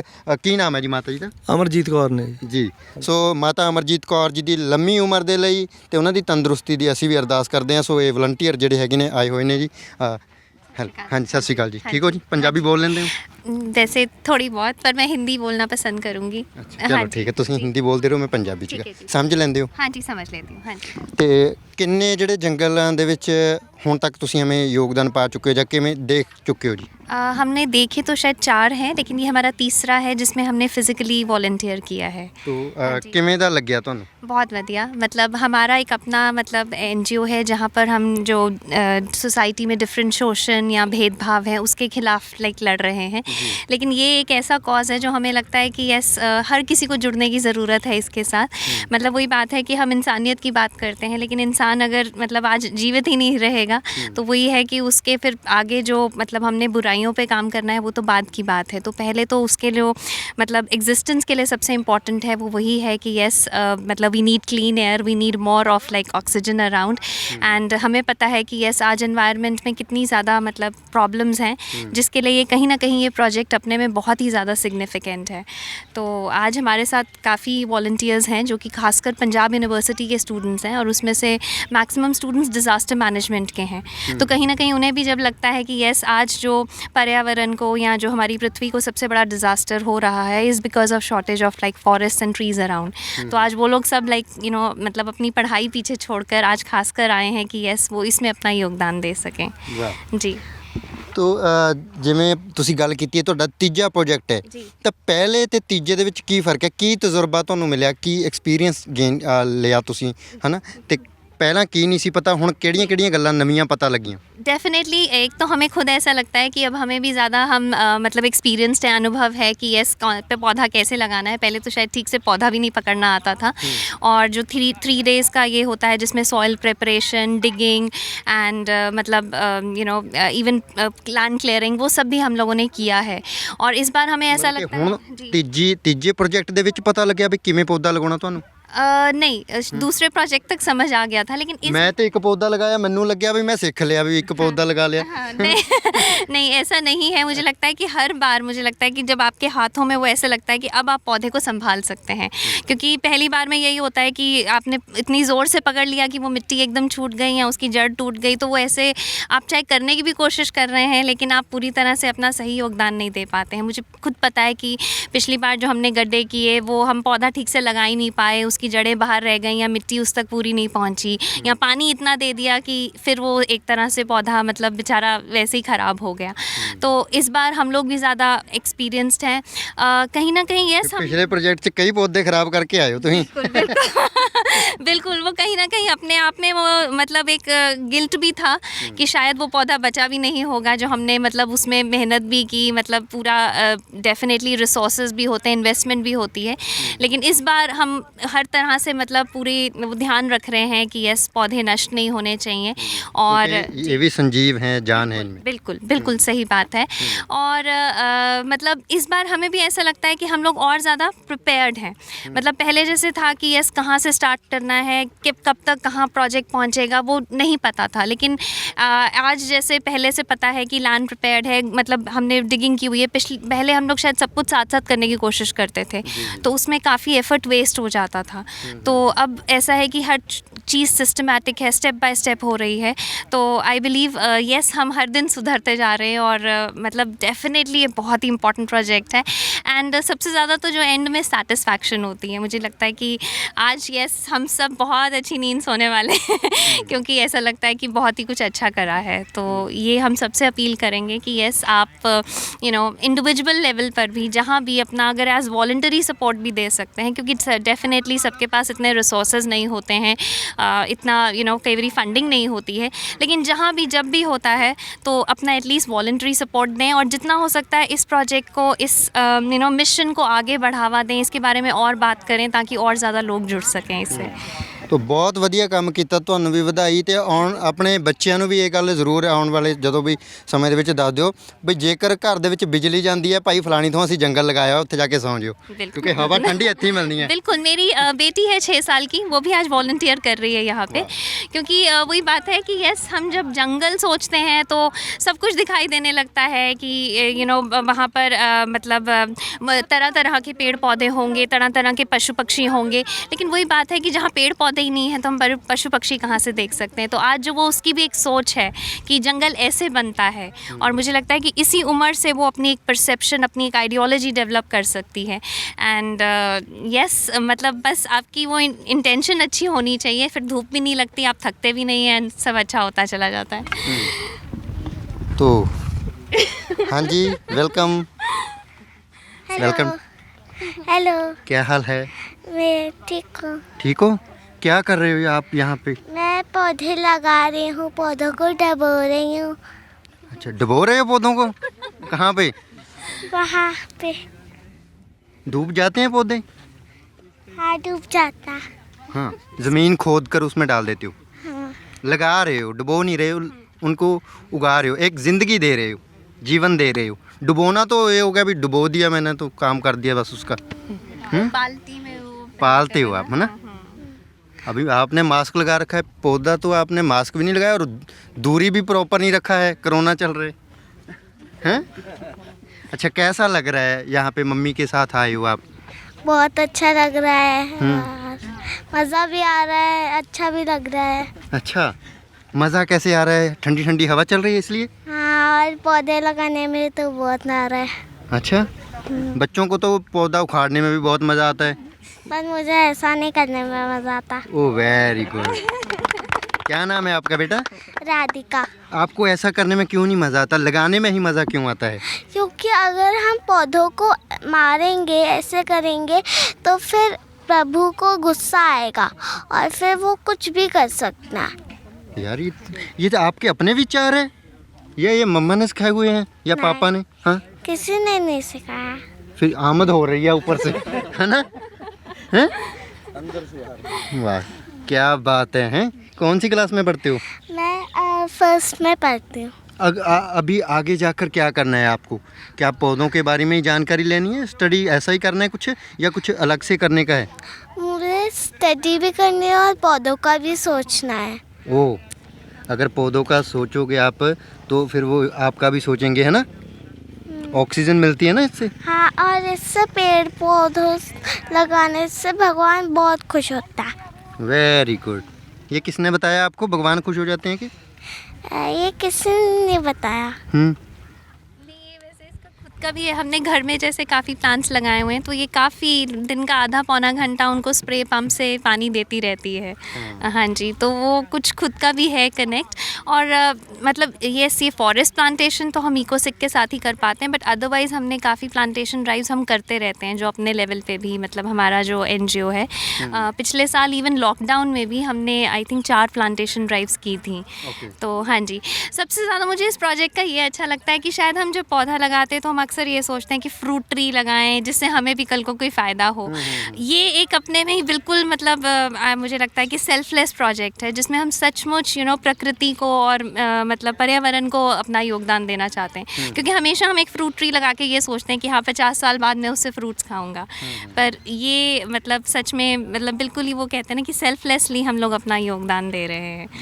बहुत अच्छा। जी। तो अभी जो लोग पौधों को का विनाश कर रहे हैं उन लोगों को फिर कैसे देख रहे हो? उनको तो अपना ही करने दो, पर खुद की सोचो। अगर हम ऐसे करेंगे तो प्रभु को भी गुस्सा आएगा और हमको भी थोड़ा सा होएगा, आपको थोड़ा सा आएगा गुस्सा है? बैड फील होएगा। अच्छा, अगर आज आपसे मैं सवाल ज़्यादा करता रहा तो आज तो मेरी बेइज्जती हो जाएगी यार। हाँ हाँ, नहीं, और उन लोगों का क्या सोचना है? कहती खुद का सोचो। बहुत अच्छा, वेरी गुड। इसके नाम पे एक क्लैप कर प्लीज़। बहुत अच्छा बेटे। ਸੋ ਭਾਜੀ ਇਹ ਜਿਹੜਾ ਜੰਗਲ ਹੈ ਇਹਦੇ ਲਈ ਕੋਈ ਸਪੈਸ਼ਲ ਜ਼ਮੀਨ ਦੇਖਦੇ ਹੋ? ਕੋਈ ਖਾਸ ਤਰ੍ਹਾਂ ਦੀ ਜ਼ਮੀਨ ਦੀ ਲੋੜ ਪੈਂਦੀ ਹੈ ਜਾਂ ਕਿਸੇ ਵੀ ਤਰ੍ਹਾਂ? ਨਹੀਂ ਜੀ, ਪੰਜਾਬ ਦੇ ਵਿੱਚ ਜਾਂ ਜਿੱਥੇ ਵੀ ਹਰ ਤਰ੍ਹਾਂ ਦੀ ਜ਼ਮੀਨ ਤੇ ਲੱਗ ਸਕਦੇ ਨੇ ਜੀ। ਹਾਂਜੀ ਬੂਟੇ ਲਾਉਣ ਲਈ 2 ਚੀਜ਼ਾਂ ਚਾਹੀਦੀਆਂ ਜੀ, ਇੱਕ ਜ਼ਮੀਨ 'ਚ ਪਾਣੀ, ਇੱਕ ਹਵਾ 'ਚ ਪਾਣੀ। ਜੀ, ਹਾਂਜੀ, ਬਸ ਉਸ ਜ਼ਮੀਨ ਤੇ ਲੱਗ ਸਕਦਾ। ਓਕੇ। ਤੇ ਹਰ ਇੱਕ ਜ਼ਮੀਨ ਦਾ ਕੁਦਰਤ ਦੇ ਰੂਪ 'ਚ ਹੀ ਮਤਲਬ ਹਰ ਇੱਕ ਜ਼ਮੀਨ ਦੀ ਅਲੱਗ-ਅਲੱਗ ਤਰ੍ਹਾਂ ਦੀ ਵੈਜੀਟੇਸ਼ਨ ਹੈ। ਤੁਸੀਂ ਮਾਰੂਥਲ 'ਚ ਜਾਓਗੇ ਉੱਥੇ ਅਲੱਗ ਤਰ੍ਹਾਂ ਦੇ ਬੂਟੇ ਨੇ, ਪਹਾੜੀ ਇਲਾਕੇ ਜਾਓਗੇ ਉੱਥੇ ਅਲੱਗ ਤਰ੍ਹਾਂ ਦੇ, ਮੈਦਾਨੀ 'ਚ ਅਲੱਗ ਨੇ। ਮੀਆਂਵਾਕੀ ਤਕਨੀਕ ਦੇ ਵਿੱਚ ਕੀ ਹੈ, ਜਿਹੜੇ ਇਲਾਕੇ ਦੇ ਬੂਟੇ ਹੁੰਦੇ ਨੇ ਅਸੀਂ ਉਸੇ ਇਲਾਕੇ 'ਚ ਹੀ ਲਗਾਉਂਦੇ ਹਾਂ। ਤੁਸੀਂ ਤਾਂ ਦਰਖਤਾਂ ਦੀ ਇਹਨਾਂ ਦੀ ਸਟੱਡੀ ਕਰਦੇ ਰਹਿੰਦੇ ਹੋ। ਕਿਹੜੇ ਜਿਹੜੇ ਪੌਦੇ ਹੈਗੇ ਨੇ, ਕਿਹੜੇ ਦਰਖਤ ਨੇ ਉਹ ਜਿਹੜੇ ਅਲੋਪ ਹੁੰਦੇ ਜਾ ਰਹੇ ਨੇ, ਕਿਸ ਤਰ੍ਹਾਂ ਦੇ ਨੇ ਜੀ? ਕਿਹੜੀਆਂ ਕਿਹੜੀਆਂ ਪ੍ਰਜਾਤੀਆਂ ਨੇ ਜੀ? ਜ਼ਿਆਦਾਤਰ ਦੇਖੋ ਜੀ, ਪੰਜਾਬ ਦੀਆਂ ਜਿਹੜੀਆਂ ਰਵਾਇਤੀ ਪ੍ਰਜਾਤੀਆਂ ਅਲੋਪ ਹੀ ਹੋ ਰਹੀਆਂ ਨੇ। ਉਹਦਾ ਕਾਰਨ ਕੀ ਹੈ ਜੀ? ਉਹਦਾ ਕਾਰਨ ਹੈ ਜੀ, ਅਸੀਂ ਅਵੇਸਲੇ ਹੋ ਗਏ ਹਾਂ, ਆਪਣੇ ਵਿਰਸੇ ਤੋਂ ਟੁੱਟ ਗਏ ਹਾਂ ਜੀ। ਸਾਨੂੰ ਪਤਾ ਹੀ ਨਹੀਂਗਾ ਪੰਜਾਬ ਦੀ ਪ੍ਰਜਾਤੀ ਕਿਹੜੀ ਹੈ ਤੇ ਆਸਟ੍ਰੇਲੀਆ ਦੀ ਕਿਹੜੀ ਹੈ। ਅਸੀਂ ਜਿਵੇਂ ਸਫੇਦਾ ਲਗਾ ਦਿੰਦੇ ਹਾਂ ਜੀ, ਪੋਪੂਲਰ ਲਗਾ ਦਿੰਦੇ ਹਾਂ, ਇੱਥੋਂ ਦੇ ਰਵਾਇਤੀ ਨਹੀਂ ਹੈ, ਬਾਹਰਲੇ ਬੂਟੇ ਨੇ ਜੀ। ਜਿਵੇਂ ਵਲੈਤੀ ਕਿੱਕਰ ਨੇ ਬਹੁਤ ਹੀ ਕਹਿਰ ਢਾਇਆ ਪੰਜਾਬ ਦੀ ਧਰਤੀ ਤੇ। ਸਾਡੀਆਂ ਜਿਹੜੀਆਂ ਪੁਰਾਣੀਆਂ ਚਿੜੀਆਂ ਸੀਗੀਆਂ, ਪਟਿਆਲੇ ਨੇ, ਵੱਡੀਆਂ ਵੱਡੀਆਂ ਚਿੜੀਆਂ ਨੇ, ਉਹ ਸਾਰਾ ਦਾ ਸਾਰਾ, ਜਿਵੇਂ ਮੱਤੇਵਾੜਾ ਵੀ ਹੈ ਲੁਧਿਆਣੇ ਦੇ ਵਿੱਚ, ਉਹ ਸਾਰਾ ਵਲੈਤੀ ਕਿੱਕਰ ਨੇ ਹੀ ਕਵਰ ਕਰ ਲਿਆ। ਤੇ ਸਾਡੇ ਜਿਹੜੇ ਆਪਣੇ ਬੂਟੇ ਨੇ, ਜਿਵੇਂ ਜੰਡ ਹੈ, ਫਲਾਈ ਹੈ, ਕਿੱਕਰ ਹੈ, ਦੇਸੀ ਕਿੱਕਰ ਜਿਹਦੇ ਤੁੱਕਿਆਂ ਦਾ ਅਚਾਰ ਪੈਂਦਾ ਸੀ, ਕਰੀਰ ਹੈ ਨਾ, ਆਪਣੇ ਫਰੂਟਸ ਹੋ ਗਏ ਜਿਵੇਂ ਲਸੂੜਾ ਸੀ, ਫਾਲਸਾ ਹੈ, ਤੇ ਇਹ ਹੁਣ ਸਾਰੇ ਸੁਹਾਂਜਣਾ ਜਿਹੜਾ ਹੁਣ ਦੁਬਾਰਾ ਪਿੱਛੇ ਜੇ 2-3 ਸਾਲ ਪਹਿਲਾਂ ਹੀ ਰਿਵਾਈਵ ਹੋਇਆ। ਉਹਦਾ ਰਿਵਾਈਵਲ ਦਾ ਵੀ ਕਾਰਨ ਇਹੀ ਹੈ ਕਿਉਂਕਿ ਇਹਦੇ ਫਾਇਦੇ ਲੋਕਾਂ ਨੇ ਗਿਣਾਉਣੇ ਸ਼ੁਰੂ ਕਰ ਦਿੱਤੇ। ਬਾਹਰ ਅੰਗਰੇਜ਼ਾਂ ਨੇ ਉਹਦੇ ਪਾਊਡਰ ਬਣਾ ਕੇ ਵੇਚਣੇ ਸ਼ੁਰੂ ਕਰ ਦਿੱਤੇ, ਤਾਂ ਸਾਨੂੰ ਲੱਗਿਆ ਵੀ ਹਾਂ ਜੀ, ਇਹ ਕਿਸੇ ਨੂੰ ਨਹੀਂ ਇਹ ਪਤਾ ਹੋਣਾ ਪੰਜਾਬ ਦਾ ਰਵਾਇਤੀ ਬੂਟਾ ਸੁਹਾਂਜਣਾ, ਜਿਹਦੀਆਂ ਫਲੀਆਂ ਦੀਆਂ ਸਬਜ਼ੀਆਂ ਬਣਦੀਆਂ, ਦੁੱਧ ਤੋਂ ਵੀ ਕਿੰਨੇ ਗੁਣਾ ਵੱਧ ਉਹਦੇ 'ਚ ਕੈਲਸ਼ੀਅਮ ਹੈ। ਸੋ ਸਾਨੂੰ ਪਤਾ ਹੋਣਾ ਚਾਹੀਦਾ ਸਾਡੇ ਵਿਰਸੇ ਬਾਰੇ, ਇੱਥੋਂ ਦੀ ਵਿਰਾਸਤ ਬਾਰੇ। ਗੁਰੂ ਸਾਹਿਬ ਨੇ 4 ਉਦਾਸੀਆਂ ਤੋਂ ਬਾਅਦ ਗੁਰਦੁਆਰਾ ਆਪਣਾ ਸੁਲਤਾਨਪੁਰ ਲੋਧੀ ਜਦੋਂ ਵਾਪਸ ਆਏ, ਬੇਰ ਦਾ ਬੂਟਾ ਲਗਾਇਆ ਸੀ। ਇੱਦਾਂ ਹੀ ਹੋਰ ਸਿੱਖ ਧਰਮ ਦੇ ਕਈ ਸਥਾਨ ਨੇ ਜਿਨ੍ਹਾਂ ਦੇ ਵਿੱਚ ਬੂਟਿਆਂ ਦੇ ਨਾਮ ਤੇ ਸਥਾਨ ਨੇ। ਗੁਰਦੁਆਰਾ ਫਲਾਈ ਸਾਹਿਬ ਹੈ, ਗੁਰਦੁਆਰਾ ਰੇੜੂ ਸਾਹਿਬ ਹੈ, ਗੁਰਦੁਆਰਾ ਜੰਡ ਸਾਹਿਬ ਹੈ। ਤੇ ਇਹ ਇੱਥੋਂ ਹੀ ਸਾਨੂੰ ਸਿੱਖਣਾ ਚਾਹੀਦਾ ਵੀ ਗੁਰੂ ਸਾਹਿਬ ਨੇ ਕਿੰਨਾ ਇਹਨਾਂ ਨੂੰ ਮਾਣ ਦਿੱਤਾ। ਗੁਰਦੁਆਰਾ ਅੰਬ ਸਾਹਿਬ ਹੈ ਜੀ। ਹਾਂਜੀ, ਗੁਰਦੁਆਰਾ ਅੰਬ ਸਾਹਿਬ ਵੀ ਸਾਡੇ ਨੇੜੇ ਹੀ ਹੈ ਜੀ। ਹਾਂਜੀ ਹਾਂਜੀ। ਸੋ ਕਈ ਪ੍ਰਜਾਤੀਆਂ ਨੇ ਜਿਨ੍ਹਾਂ ਨੂੰ ਸਾਨੂੰ ਮਤਲਬ ਕ੍ਰਿਟੀਕਲੀ ਇੰਡੇਂਜਰਡ ਨੇ, ਜਿਵੇਂ ਵਾਣ ਹੈ, ਪੀਲੂ ਹੈ, ਇਹਨਾਂ ਦੇ ਬੀਜ ਵੀ ਨਹੀਂ ਸਾਨੂੰ ਕਿਤੋਂ ਮਿਲਦੇ ਪਏ। ਬੜਾ ਅਸੀਂ ਕੋਸ਼ਿਸ਼ ਕੀਤੀ ਹੈ ਤੇ ਇਹ ਅਸੀਂ ਬਾਹਰੋਂ ਲਿਆ ਕੇ ਅਸੀਂ ਇੱਥੇ ਲਗਾ ਰਹੇ ਹਾਂ, ਰਿਵਾਈਵ ਕਰਨ ਦੀ ਕੋਸ਼ਿਸ਼ ਕਰ ਰਹੇ ਹਾਂ। ਜੰਗਲਾਂ ਦੇ ਨਾਲ ਇੱਕ ਤਾਂ ਜੀ ਪਿੰਡ ਵਾਲਿਆਂ ਨੂੰ ਸ਼ੁੱਧ ਹਵਾ, ਆਕਸੀਜਨ ਤੁਸੀਂ ਦੱਸ ਦਿਓ ਜ਼ਿਆਦਾ ਜਾਊਗੀ। ਦੂਜਾ ਫਾਇਦਾ ਕੀ ਹੋਣ ਵਾਲਾ ਇਹਨਾਂ ਜੰਗਲਾਂ ਦਾ? ਕੋਈ ਖਾਸ ਫਾਇਦਾ ਜਿਹਦੇ ਨਾਲ ਹੋਰ, ਇਹ ਤਾਂ ਪਿੰਡ ਨੂੰ ਹੋ ਗਿਆ ਜੀ, ਦੁਨੀਆ ਲੈਵਲ ਤੇ ਜਾਂ ਪੰਜਾਬ ਪੱਧਰ ਤੇ ਇਸ ਜੰਗਲ ਦਾ ਵੀ ਇੱਥੋਂ ਤੋਂ ਵੀ ਫਾਇਦਾ ਹੋਣਾ ਜੀ ਕੋਈ? ਇੱਕ ਤਾਂ ਜਿਹੜੀ ਗੱਲ ਹੈ ਜੀ, ਮੇਨ ਕੰਜ਼ਰਵੇਸ਼ਨ ਹੈ, ਲਾਈਵ ਸੀਡ ਬੈਂਕ ਬਣ ਜਾਣਗੇ। 41 ਪ੍ਰਜਾਤੀਆਂ ਦੇ ਬੀਜ ਤਾਂ ਇੱਥੋਂ ਮਿਲ ਜਾਣਗੇ ਨਾ ਜੀ ਸਾਨੂੰ। ਇੱਕ ਤਾਂ ਇਹ ਫਾਇਦਾ। ਦੂਸਰਾ ਜੀ, ਇੱਥੋਂ ਦਾ ਜਿਹੜਾ ਪੰਜਾਬ ਦਾ ਵਾਟਰ ਟੇਬਲ ਹੈ, ਇਸ ਇਲਾਕੇ ਦਾ ਵਾਟਰ ਟੇਬਲ ਉੱਪਰ ਹੋ ਜਾਏਗਾ, ਸੋਇਲ ਇਰੋਜਨ ਘਟ ਜਾਏਗੀ ਜੀ, ਟੈਂਪਰੇਚਰ ਜਿਹੜਾ ਰੈਗੂਲੇਟ ਹੋ ਜਾਏਗਾ। ਜਦੋਂ ਇਹ ਜੰਗਲ ਵੱਡਾ ਹੋ ਜਾਏਗਾ, ਸਾਲ 1.5 ਸਾਲ ਬਾਅਦ, ਤੁਸੀਂ ਆਪੇ ਦੇਖੋਗੇ ਬਾਹਰ ਜਿੰਨੀ ਧੁੱਪ ਹੈ ਤੇ ਅੰਦਰ ਕਿਵੇਂ ਦੀਆਂ ਬਿਮਾਰੀਆਂ ਤੋਂ ਨਿਜਾਤ ਮਿਲੂਗੀ। ਇਹ ਇਸ ਕਰਕੇ ਆ ਕਿਉਂਕਿ ਜਿਹੜੀਆਂ ਇਹ ਗੱਲਾਂ ਨੇ ਲੋਕਾਂ ਨੂੰ ਪ੍ਰੇਰਿਤ ਕਰਨਾ ਹੈ, ਕਿਉਂਕਿ ਹੁਣ ਲੋਕ ਹਰ ਕੋਈ ਬਿਮਾਰੀ ਦੇ ਵਿੱਚ ਕਿਸੇ ਨਾ ਕਿਸੇ 'ਚ ਗ੍ਰਸਤ ਹੈ। ਤਾਂ ਉਹ ਕਿਵੇਂ ਦੀਆਂ ਬਿਮਾਰੀਆਂ ਨੇ ਜੀ ਜਿਨ੍ਹਾਂ ਤੋਂ ਇਹ ਜੰਗਲ ਸਾਨੂੰ ਲਗਾਉਣ ਦੇ ਨਾਲ ਆਉਣ ਵਾਲੇ ਸਮੇਂ ਦੇ ਵਿੱਚ ਸਾਨੂੰ ਰਾਹਤ ਮਿਲਣ ਵਾਲੀ ਹੈ? ਬਾਹਰਲੇ ਦੇਸ਼ਾਂ 'ਚ ਕੰਸੈਪਟ ਉਹਨਾਂ ਨੇ ਸ਼ੁਰੂ ਕੀਤਾ ਫੋਰੈਸਟ ਹੀਲਿੰਗ ਦਾ। ਉਹ ਕਹਿੰਦੇ ਆ ਵੀ ਦਿਮਾਗ ਦੇ ਵਿੱਚ ਜਿਹੜੇ ਟੈਨਸ਼ਨ ਕਾਜ਼ਿੰਗ ਹੁੰਦੇ ਨੇ ਹਾਰਮੋਨਸ, ਉਹ ਤੁਸੀਂ ਜੇ ਕੁਦਰਤ ਦੇ ਵਿੱਚ ਥੋੜੀ ਦੇਰ ਸੈਰ ਕਰ ਲਓ ਤਾਂ ਉਹ ਸਾਰੇ ਹਾਰਮੋਨ ਖਤਮ ਹੋ ਜਾਂਦੇ ਨੇ। ਉਹ ਤੁਹਾਡਾ ਜਿਹੜਾ ਇਹਦੇ ਵਿੱਚ ਜੰਗਲ ਦੇ ਵਿੱਚ ਜਿਹੜਾ ਇਹ ਪਰਾਗ ਛੱਡਣਗੇ ਬੂਟੇ 'ਚ, ਮੈਡੀਸਿਨਲ ਪਲਾਂਟਸ ਬਹੁਤ ਲਗਾਏ ਨੇ ਅਸੀਂ, ਤੇ ਉਹ ਹਵਾ ਦੇ ਨਾਲ ਸਾਡੇ ਸਾਹ ਦੇ ਨਾਲ ਅੰਦਰ ਜਾਣਗੇ, ਉਹਦੇ ਨਾਲ ਬਹੁਤ ਫਾਇਦਾ ਹੋਊਗਾ ਸਾਡਾ। ਦੂਜਾ ਨਾਰਮਲ ਬਿਮਾਰੀਆਂ ਜਿਵੇਂ ਬੀਪੀ ਸ਼ੂਗਰ ਵਗੈਰਾ ਹੋਰ ਰਹਿੰਦੀਆਂ ਇਹ ਤਾਂ ਖਤਮ ਹੀ ਹੋ ਜਾਣੀ ਹੈ ਜੀ, ਠੀਕ ਹੋ ਜਾਣੀ ਹੈ। ਪਹਿਲਾਂ ਜੰਗਲ ਲਗਾਉਣ ਨਾਲ ਹੀ ਬਿਲਕੁਲ ਜੀ, ਜੇ ਜੰਗਲ ਲੱਗਿਆ ਹੋਊਗਾ ਵਿੱਚ ਤੁਸੀਂ ਸੈਰ ਕਰੋਗੇ ਤੇ ਕਿਉਂ ਨਹੀਂ ਠੀਕ ਹੋਣਾ, ਬਿਲਕੁਲ ਠੀਕ ਹੋਏਗਾ ਜੀ। ਤੇ ਬਾਹਰਲੇ ਦੇਸ਼ਾਂ 'ਚ ਇਹਨਾਂ ਤੇ ਸਟੱਡੀਜ਼ ਹੋਈਆਂ, ਰਿਸਰਚ ਪੇਪਰ ਅਵੇਲੇਬਲ ਨੇ ਵੀ ਕਿਹੜੇ ਬੂਟੇ। ਸੈਰ 'ਚ ਵੀ ਫਰਕ ਹੈ, ਇੱਕ ਬੰਦਾ ਸੈਰ ਕਰ ਰਿਹਾ ਜੰਗਲ ਦੇ ਵਿੱਚ, ਦੂਜਾ ਕਰ ਰਿਹਾ ਚਿਮਨੀਆਂ ਦੇ ਨੇੜੇ ਜਿੱਥੇ ਧੂਆਂ ਛੱਡਦੀਆਂ, ਉਹ ਤਾਂ ਖਰਾਬ ਕਰਦੀਆਂ ਜੀ। ਇੱਥੇ ਇੱਕ ਨਿੱਕਾ ਜਿਹਾ ਪੁਆਇੰਟ ਮੈਂ ਹੋਰ ਦੱਸਾਂਗਾ ਜੀ। ਪੰਜਾਬ ਦਾ ਜਿਹੜਾ 에ਅਰ ਕੁਆਲਿਟੀ ਇੰਡੈਕਸ ਹੈ ਉਹ 250-300 ਤੇ ਰਹਿੰਦਾ, ਉਹਦਾ ਹਮੇਸ਼ਾ ਲੈਵਲ ਹਜ਼ਾਰਡਸ ਰਹਿੰਦਾ।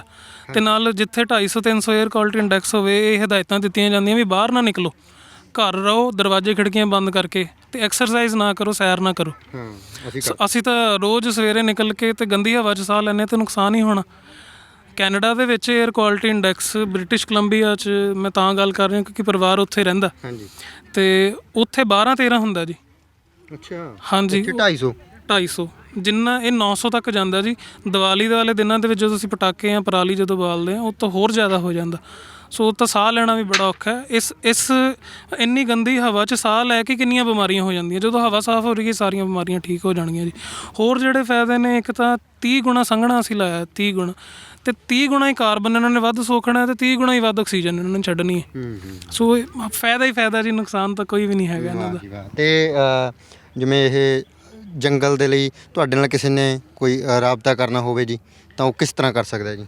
ਸਾਡੀ ਵੈਬਸਾਈਟ ਤੇ ਜਾ ਕੇ ਜਾਂ ਸਾਡੇ ਫੇਸਬੁੱਕ ਤੇ ਪੇਜ ਤੇ ਜਾ ਕੇ, ਸਾਡਾ ਇੱਕੋ ਹੀ ਫ਼ੋਨ ਨੰਬਰ ਹੈ ਜੀ, 8427319268। ਪੰਜਾਬੀ 'ਚ ਦੱਸ ਦਿਓ ਜੀ। 84 237 13 262। ਗਲਤ ਹੋ ਗਿਆ ਸ਼ਾਇਦ। ਚਲੋ ਇੰਗਲਿਸ਼ 'ਚ ਦੁਬਾਰਾ ਹੌਲੀ ਦੱਸ ਦਿਓ। 84 237 ਜੀ। ਸੋ ਜਿੱਥੇ ਜੰਗਲ ਬਚਾ ਰਹੇ ਆ ਉੱਥੇ ਪੰਜਾਬੀ ਬਚਾਉਣੀ ਜ਼ਰੂਰੀ ਹੈ। ਬਿਲਕੁਲ ਕਿਉਂਕਿ ਤੁਹਾਡਾ ਠੀਕ ਹੈ, ਤੁਹਾਡਾ ਅਨੁਭਵ ਰਹਿੰਦਾ ਉਵੇਂ ਦੇ ਲੋਕਾਂ ਦੇ ਨਾਲ ਪੈਂਦਾ, ਪਰ ਫਿਰ ਵੀ ਕੋਸ਼ਿਸ਼ ਕਰਨੀ ਚਾਹੀਦੀ। ਦੁਬਾਰਾ ਕਰਾਂ ਜੀ ਕੋਸ਼ਿਸ਼? ਹਾਂਜੀ, ਕਰੋ। 84 273 19 268 ਜੀ। 84 273 19 268 19 268 ਜ਼ਰੂਰ ਜੀ। ਤਾਂ ਕੀ ਕੋਈ ਅਜਿਹੇ ਲੋਕ ਵੀ ਮਿਲ ਜਾਂਦੇ ਜਿਹੜੇ ਫੋਨ ਤਾਂ ਕਰਦੇ ਆ, ਪਰ ਤੁਹਾਨੂੰ ਪਤਾ ਲੱਗ ਜਾਂਦਾ ਵੀ ਬਿਜ਼ਨਸ ਮਾਈਂਡਡ ਜੇ ਹੈਗੇ ਆ, ਐਵੇਂ ਦੇ ਲੋਕ ਕਰਦੇ? ਪੰਜਾਬ ਦੇ ਵਿੱਚ ਤਾਂ ਜ਼ਰੂਰ ਆਉਂਦੇ ਹੋਣੇ ਫੋਨ ਐਵੇਂ ਦੇ? ਨਹੀਂ ਜੀ, ਨਹੀਂ, ਗੁਰੂ ਸਾਹਿਬ ਦੀ ਕਿਰਪਾ। ਜਿਹੜਾ ਸਾਨੂੰ ਫੋਨ ਕਰਦਾ ਉਹ ਸੋਚ ਕੇ ਹੀ ਕਰਦਾ, ਤੇ ਚੰਗੇ ਬੰਦੇ ਹੀ ਸਾਨੂੰ ਮਿਲਦੇ ਨੇ ਜੀ। ਸਾਨੂੰ ਇਹੋ ਜਿਹਾ ਕੋਈ ਨਹੀਂ ਮਿਲਿਆ ਵੀ ਜਿਹੜਾ ਚੱਕ ਲੈ, ਫਾਇਦਾ ਚੱਕਣ ਦੀ ਕੋਸ਼ਿਸ਼ ਕਰਦਾ ਹੋਵੇ। ਸਾਰੇ ਗੁਰੂ ਦੇ ਨਾਮ ਨਾਲ ਜੋੜ ਕੇ ਜਿਹੜੇ ਬੰਦੇ ਨੇ ਉਹੀ ਸਾਨੂੰ ਫੋਨ ਕਰਦੇ ਨੇ। ਤੇ ਜੇ ਇਹੋ ਜਿਹਾ ਕੁਝ ਹੁੰਦਾ ਵੀ ਹੋਵੇ, ਅਸੀਂ ਤੁਹਾਨੂੰ ਜਿਵੇਂ ਮੈਂ ਦੱਸਿਆ 2 ਸ਼ਰਤਾਂ ਹੈਗੀਆਂ। ਅਸੀਂ ਜਾਣਦੇ ਹਾਂ, ਜਦੋਂ ਗੱਲਬਾਤ ਕਰਦੇ ਹਾਂ ਸਾਰਾ ਕੁਝ ਪਤਾ ਲੱਗ ਜਾਂਦਾ ਜੀ। ਚਲੋ ਤੁਸੀਂ ਐ ਦੱਸੇ ਨਾ ਫਾਇਦੇ ਨਾ ਦੱਸੇ ਕਰੋ ਉਹਨਾਂ ਲੋਕਾਂ ਨੂੰ ਵੀ ਖੈਰ ਦੀ ਲੱਕੜੀ ਜਿਹੜੀ ਕਿੰਨੇ ਰੁਪਏ ਕਿਲੋ ਮਿਲਦੀ ਹੈ, ਉਹ ਸਾਨੂੰ ਤੁਸੀਂ ਦੱਸਤਾ, ਪਰ ਆਪਾਂ ਹੁਣ ਡਿਸਕਲੋਜ਼ ਨਹੀਂ ਕਰਨਾ। ਬਿਲਕੁਲ ਜੀ। ਨਹੀਂ ਤਾਂ ਉਹਨਾਂ ਨੇ ਕਹਿਣਾ ਖੈਰ ਦਾ ਜੰਗਲ ਲਾਓ ਇੱਕ। ਜੇ ਖੈਰ ਦਾ ਜੰਗਲ ਲਾਤਾ ਫਿਰ ਖੈਰ ਦੀ ਖੈਰ ਨਹੀਂ ਜੀ। ਖੈਰ ਦਾ ਬੂਟਾ ਉਂਝ ਵੀ ਵੱਢਣਾ ਜੁਰਮ ਹੈ ਜੀ। ਦੱਸ ਦਿੱਤਾ ਤਾਂ ਵੀ ਕੋਈ ਚੱਕਰ ਨਹੀਂ। ਹਾਂਜੀ, ਪਰ ਜਿਵੇਂ ਮੈਡਮ ਨੇ ਵੀ ਕਿਹਾ, ਮੰਜੁਲਾ ਮੈਡਮ ਨੇ ਵੀ ਕਿਹਾ ਵੀ ਇਹ ਇਕੱਲਾ ਈਕੋ ਸਿੱਖ ਦਾ ਕੰਮ ਨਹੀਂ, ਇਹ ਸਾਰਿਆਂ ਦਾ ਕੰਮ ਹੈ, ਇਕੱਲੀ ਸਰਕਾਰ ਦਾ ਕੰਮ ਨਹੀਂ। ਅਸੀਂ ਕਹਿੰਦੇ ਹਾਂ ਵੀ ਇਹ ਇੰਨਾ ਖਰਾਬ ਹੋ ਗਿਆ ਸਰਕਾਰ ਕਰੇ, ਇਹ ਹੋ ਗਿਆ ਸਰਕਾਰ ਕਰੇ। ਉਹ ਛੋਟੀ ਬੱਚੀ ਕਹਿੰਦੀ ਹੈ ਜਿਹੜਾ ਕੰਮ ਖਰਾਬ ਹੁੰਦਾ ਉਹ ਕਰੀ ਜਾਣ, ਅਸੀਂ ਆਪਣਾ ਸਹੀ ਰਾਹ ਤੁਰੇ ਚੱਲੀਏ। ਬਿਲਕੁਲ ਭਾਜੀ, ਇੱਕ ਆਮ ਤੌਰ ਤੇ ਅਸੀਂ ਜਦੋਂ ਦੇਖਦੇ ਸੀ, ਸਾਡੇ ਇੱਕ ਮੇਰੇ ਮਨ ਦੇ ਵਿੱਚ ਤਾਂ ਇਹੀ ਹੈ, ਜਿਵੇਂ ਬੇਟੀ ਨੂੰ ਤਾਂ ਹੁਣ ਸ਼ੁਰੂ ਤੋਂ ਪਤਾ ਲੱਗ ਗਿਆ ਵੀ ਇਹਨੂੰ ਜੰਗਲ ਕਹਿੰਦੇ ਆ, ਪਰ ਅਸੀਂ ਤਾਂ ਸਮਝਦੇ ਸੀ ਹਜ਼ਾਰਾਂ ਏਕੜ ਜਾਂ 100 ਏਕੜ, ਕਈ ਏਕੜ ਜ਼ਮੀਨ ਦੇ ਵਿੱਚ ਜਿੱਥੇ ਸੰਘਣੇ ਦਰਖਤ ਹੈ, ਜੀਵ ਜੰਤੂ ਰਹਿੰਦੇ, ਉਹਨੂੰ ਜੰਗਲ ਕਹਿੰਦੇ ਆ। ਤੇ ਹੁਣ ਪਤਾ ਲੱਗਿਆ ਵੀ ਇਹਨੂੰ ਵੀ ਜੰਗਲ ਕਹਿੰਦੇ। ਬੇਸਿਕਲੀ ਜੰਗਲ ਕਹਿੰਦੇ ਕਿਹਨੂੰ ਆ ਜੀ? ਜੰਗਲ ਦੀ ਤਕਨੀਕੀ ਪਰਿਭਾਸ਼ਾ ਇਹੀ ਹੈ ਵੀ ਐਸੀ ਸੰਘਣੀ ਜਗ੍ਹਾ ਜਿਹਦੇ ਵਿੱਚੋਂ ਲੰਘਣਾ ਮੁਸ਼ਕਲ ਹੋਵੇ। ਉਹ ਭਾਵੇਂ 100 ਸਕੁਅਰ ਮੀਟਰ ਹੋਵੇ, 100 ਹੈਕਟੇਅਰ ਹੋਵੇ, 100 ਏਕੜ ਹੋਵੇ, 1000 ਹੈਕਟੇਅਰ ਹੋਵੇ, 1000 ਏਕੜ ਹੋਵੇ, ਉਹਨੂੰ ਜੰਗਲ ਕਿਹਾ ਜਾਂਦਾ ਜੀ। ਭਾਵੇਂ 100 ਗੱਜ ਵਿੱਚ ਹੋਵੇ, ਭਾਵੇਂ 100 ਕਰੋੜ ਗੱਜ ਵਿੱਚ ਹੋਵੇ, ਉਹ ਜੰਗਲ ਹੋਏਗਾ ਜੀ। ਛੋਟੇ ਹੁੰਦੇ ਤਾਂ ਕਹਾਣੀਆਂ ਸੁਣਦੇ ਹਾਂ ਵੀ ਜੰਗਲ ਇੱਕ ਬੜੀ ਡਰਾਵਨੀ ਜੀ ਚੀਜ਼। ਜੰਗਲ ਅਸੀਂ ਕਹਿੰਦੇ ਵੀ ਇਹ 'ਚ ਜਾਵਾਂਗੇ, ਇਹ 'ਚ ਸ਼ੇਰ ਹੋਣਗੇ, ਭਾਲੂ ਹੋਣਗੇ, ਸਾਨੂੰ ਖਾ ਜਾਣਗੇ। ਉਹ ਕਹਾਣੀਆਂ ਤੋਂ ਸਾਡੇ ਮਨ ਵਿੱਚ ਇਮੇਜ ਇੱਕ ਆਈ ਹੋਈ ਹੈ, ਜਾਂ ਫਿਲਮਾਂ ਦੇਖ ਕੇ ਵੀ ਆਈ ਹੋਈ ਹੈ ਵੀ ਭੂਤੀਆਂ ਫਿਲਮਾਂ 'ਚ ਜੰਗਲ ਹੀ ਹੁੰਦੇ ਨੇ। ਪਰ ਜੰਗਲ, ਇਹ ਪਵਿੱਤਰ ਜੰਗਲ ਨੇ। ਝਿੜੀਆਂ ਕਹਿ ਲਓ, ਜੰਗਲ ਕਹਿ ਲਓ, ਇਹ ਪਵਿੱਤਰਤਾ ਦਾ ਨਿਸ਼ਾਨੀਆਂ ਨੇ। ਜਾਪਾਨ ਦੇ ਵਿੱਚ ਸ਼ਿੰਟੋ ਟ੍ਰਾਈਬਸ ਹੁੰਦੀਆਂ ਸੀਗੀਆਂ, ਉਹਨਾਂ ਦੇ ਮੰਦਿਰ ਜਿਹੜੇ ਨੇ ਧਰਮ ਸਥਾਨ ਉਹ ਹੁੰਦੇ ਹੀ ਜੰਗਲ ਸੀ, ਉਹ ਕੋਈ ਬਿਲਡਿੰਗਾਂ ਨਹੀਂ ਸੀ ਬਣਾਉਂਦੇ।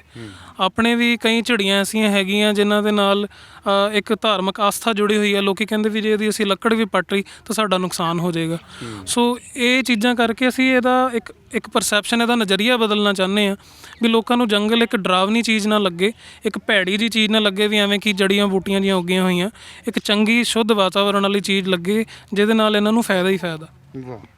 ਸੋ ਬਿਲਕੁਲ ਜੀ, ਮੋਰਿੰਡਾ ਚੁੰਨੀ ਰੋਡ ਤੇ ਪਿੰਡ ਸਿੱਲ ਹੈ ਜੀ, ਜਿੱਥੇ ਇਹ ਜੰਗਲ ਲਗਾਇਆ ਜਾ ਰਿਹਾ। ਇੱਕ ਪਰਿਵਾਰ ਦੇ ਵੱਲੋਂ ਆਪਣੀ ਜ਼ਮੀਨ ਦਿੱਤੀ ਜਾਂਦੀ ਹੈ। ਇਸ ਕਰਕੇ ਅਸੀਂ ਕੋਈ ਪਰਿਵਾਰ ਦੀ ਇੱਥੇ ਨਾ ਤਾਂ ਸਾਨੂੰ ਇਹਨਾਂ ਨੇ ਕੋਈ ਪੈਸੇ ਦਿੱਤੇ ਆ, ਮੈਂ ਕੈਮਰੇ ਤੇ ਕਹਿ ਰਿਹਾ, ਕਿਉਂਕਿ ਕੱਲ੍ਹ ਨੂੰ ਬਹੁਤ ਲੋਕ ਕਹਿ ਦਿੰਦੇ ਆ ਵੀ ਥਲੀ ਤਾਂ ਉੱਥੇ ਹੀ ਜਾਂਦਾ ਜਿੱਥੇ ਪ੍ਰਮੋਸ਼ਨ ਹੋਣੀ ਹੁੰਦੀ।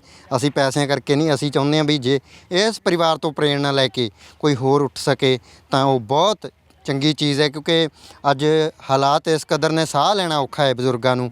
ਘਰਾਂ ਦੇ ਵਿੱਚ ਜਾਂਦੇ ਆ ਤਾਂ ਆਕਸੀਜਨ ਜੇਬ ਦੇ ਵਿੱਚ ਹੀ ਛੋਟੇ ਰੱਖੇ ਹੋਏ ਆ, ਆਕਸੀਜਨ ਲਗਾਉਂਦੇ ਆ। ਅਤੇ ਅਸੀਂ ਚਾਹੁੰਦੇ ਹਾਂ ਵੀ ਅਸੀਂ ਇੱਕ ਜੋ ਗੁਰੂ ਸਾਹਿਬਾਨਾਂ ਨੇ ਉਪਦੇਸ਼ ਦਿੱਤਾ ਉਸ ਨੂੰ ਕਮਾਈਏ ਅਤੇ ਉਸ ਦਾ ਪ੍ਰਚਾਰ ਕਰੀਏ। ਇਸੇ ਕਰਕੇ ਅੱਜ ਪਿੰਡ ਸਿੱਲ ਦੇ ਵਿੱਚ ਅਸੀਂ ਆਏ ਹਾਂ, ਜਿਹੜਾ ਮੋਰਿੰਡਾ ਚੁੰਨੀ ਰੋਡ 'ਤੇ ਆ, ਅਤੇ ਇਸ ਪਰਿਵਾਰ ਨੂੰ ਇੱਕ ਵਾਰ ਫਿਰ ਤੋਂ ਵਧਾਈ ਦਿੰਦੇ ਹਾਂ ਜਿਨ੍ਹਾਂ ਨੇ ਇਹ ਉਪਰਾਲਾ ਕੀਤਾ। ਸਤਨਾਮ ਸਿੰਘ ਦੇ ਨਾਲ ਜਗਦੀਪ ਸਿੰਘ ਥਲੀ, ਪੰਜਾਬੀ ਲੋਕ ਚੈਨਲ, ਪਿੰਡ ਸਿੱਲ।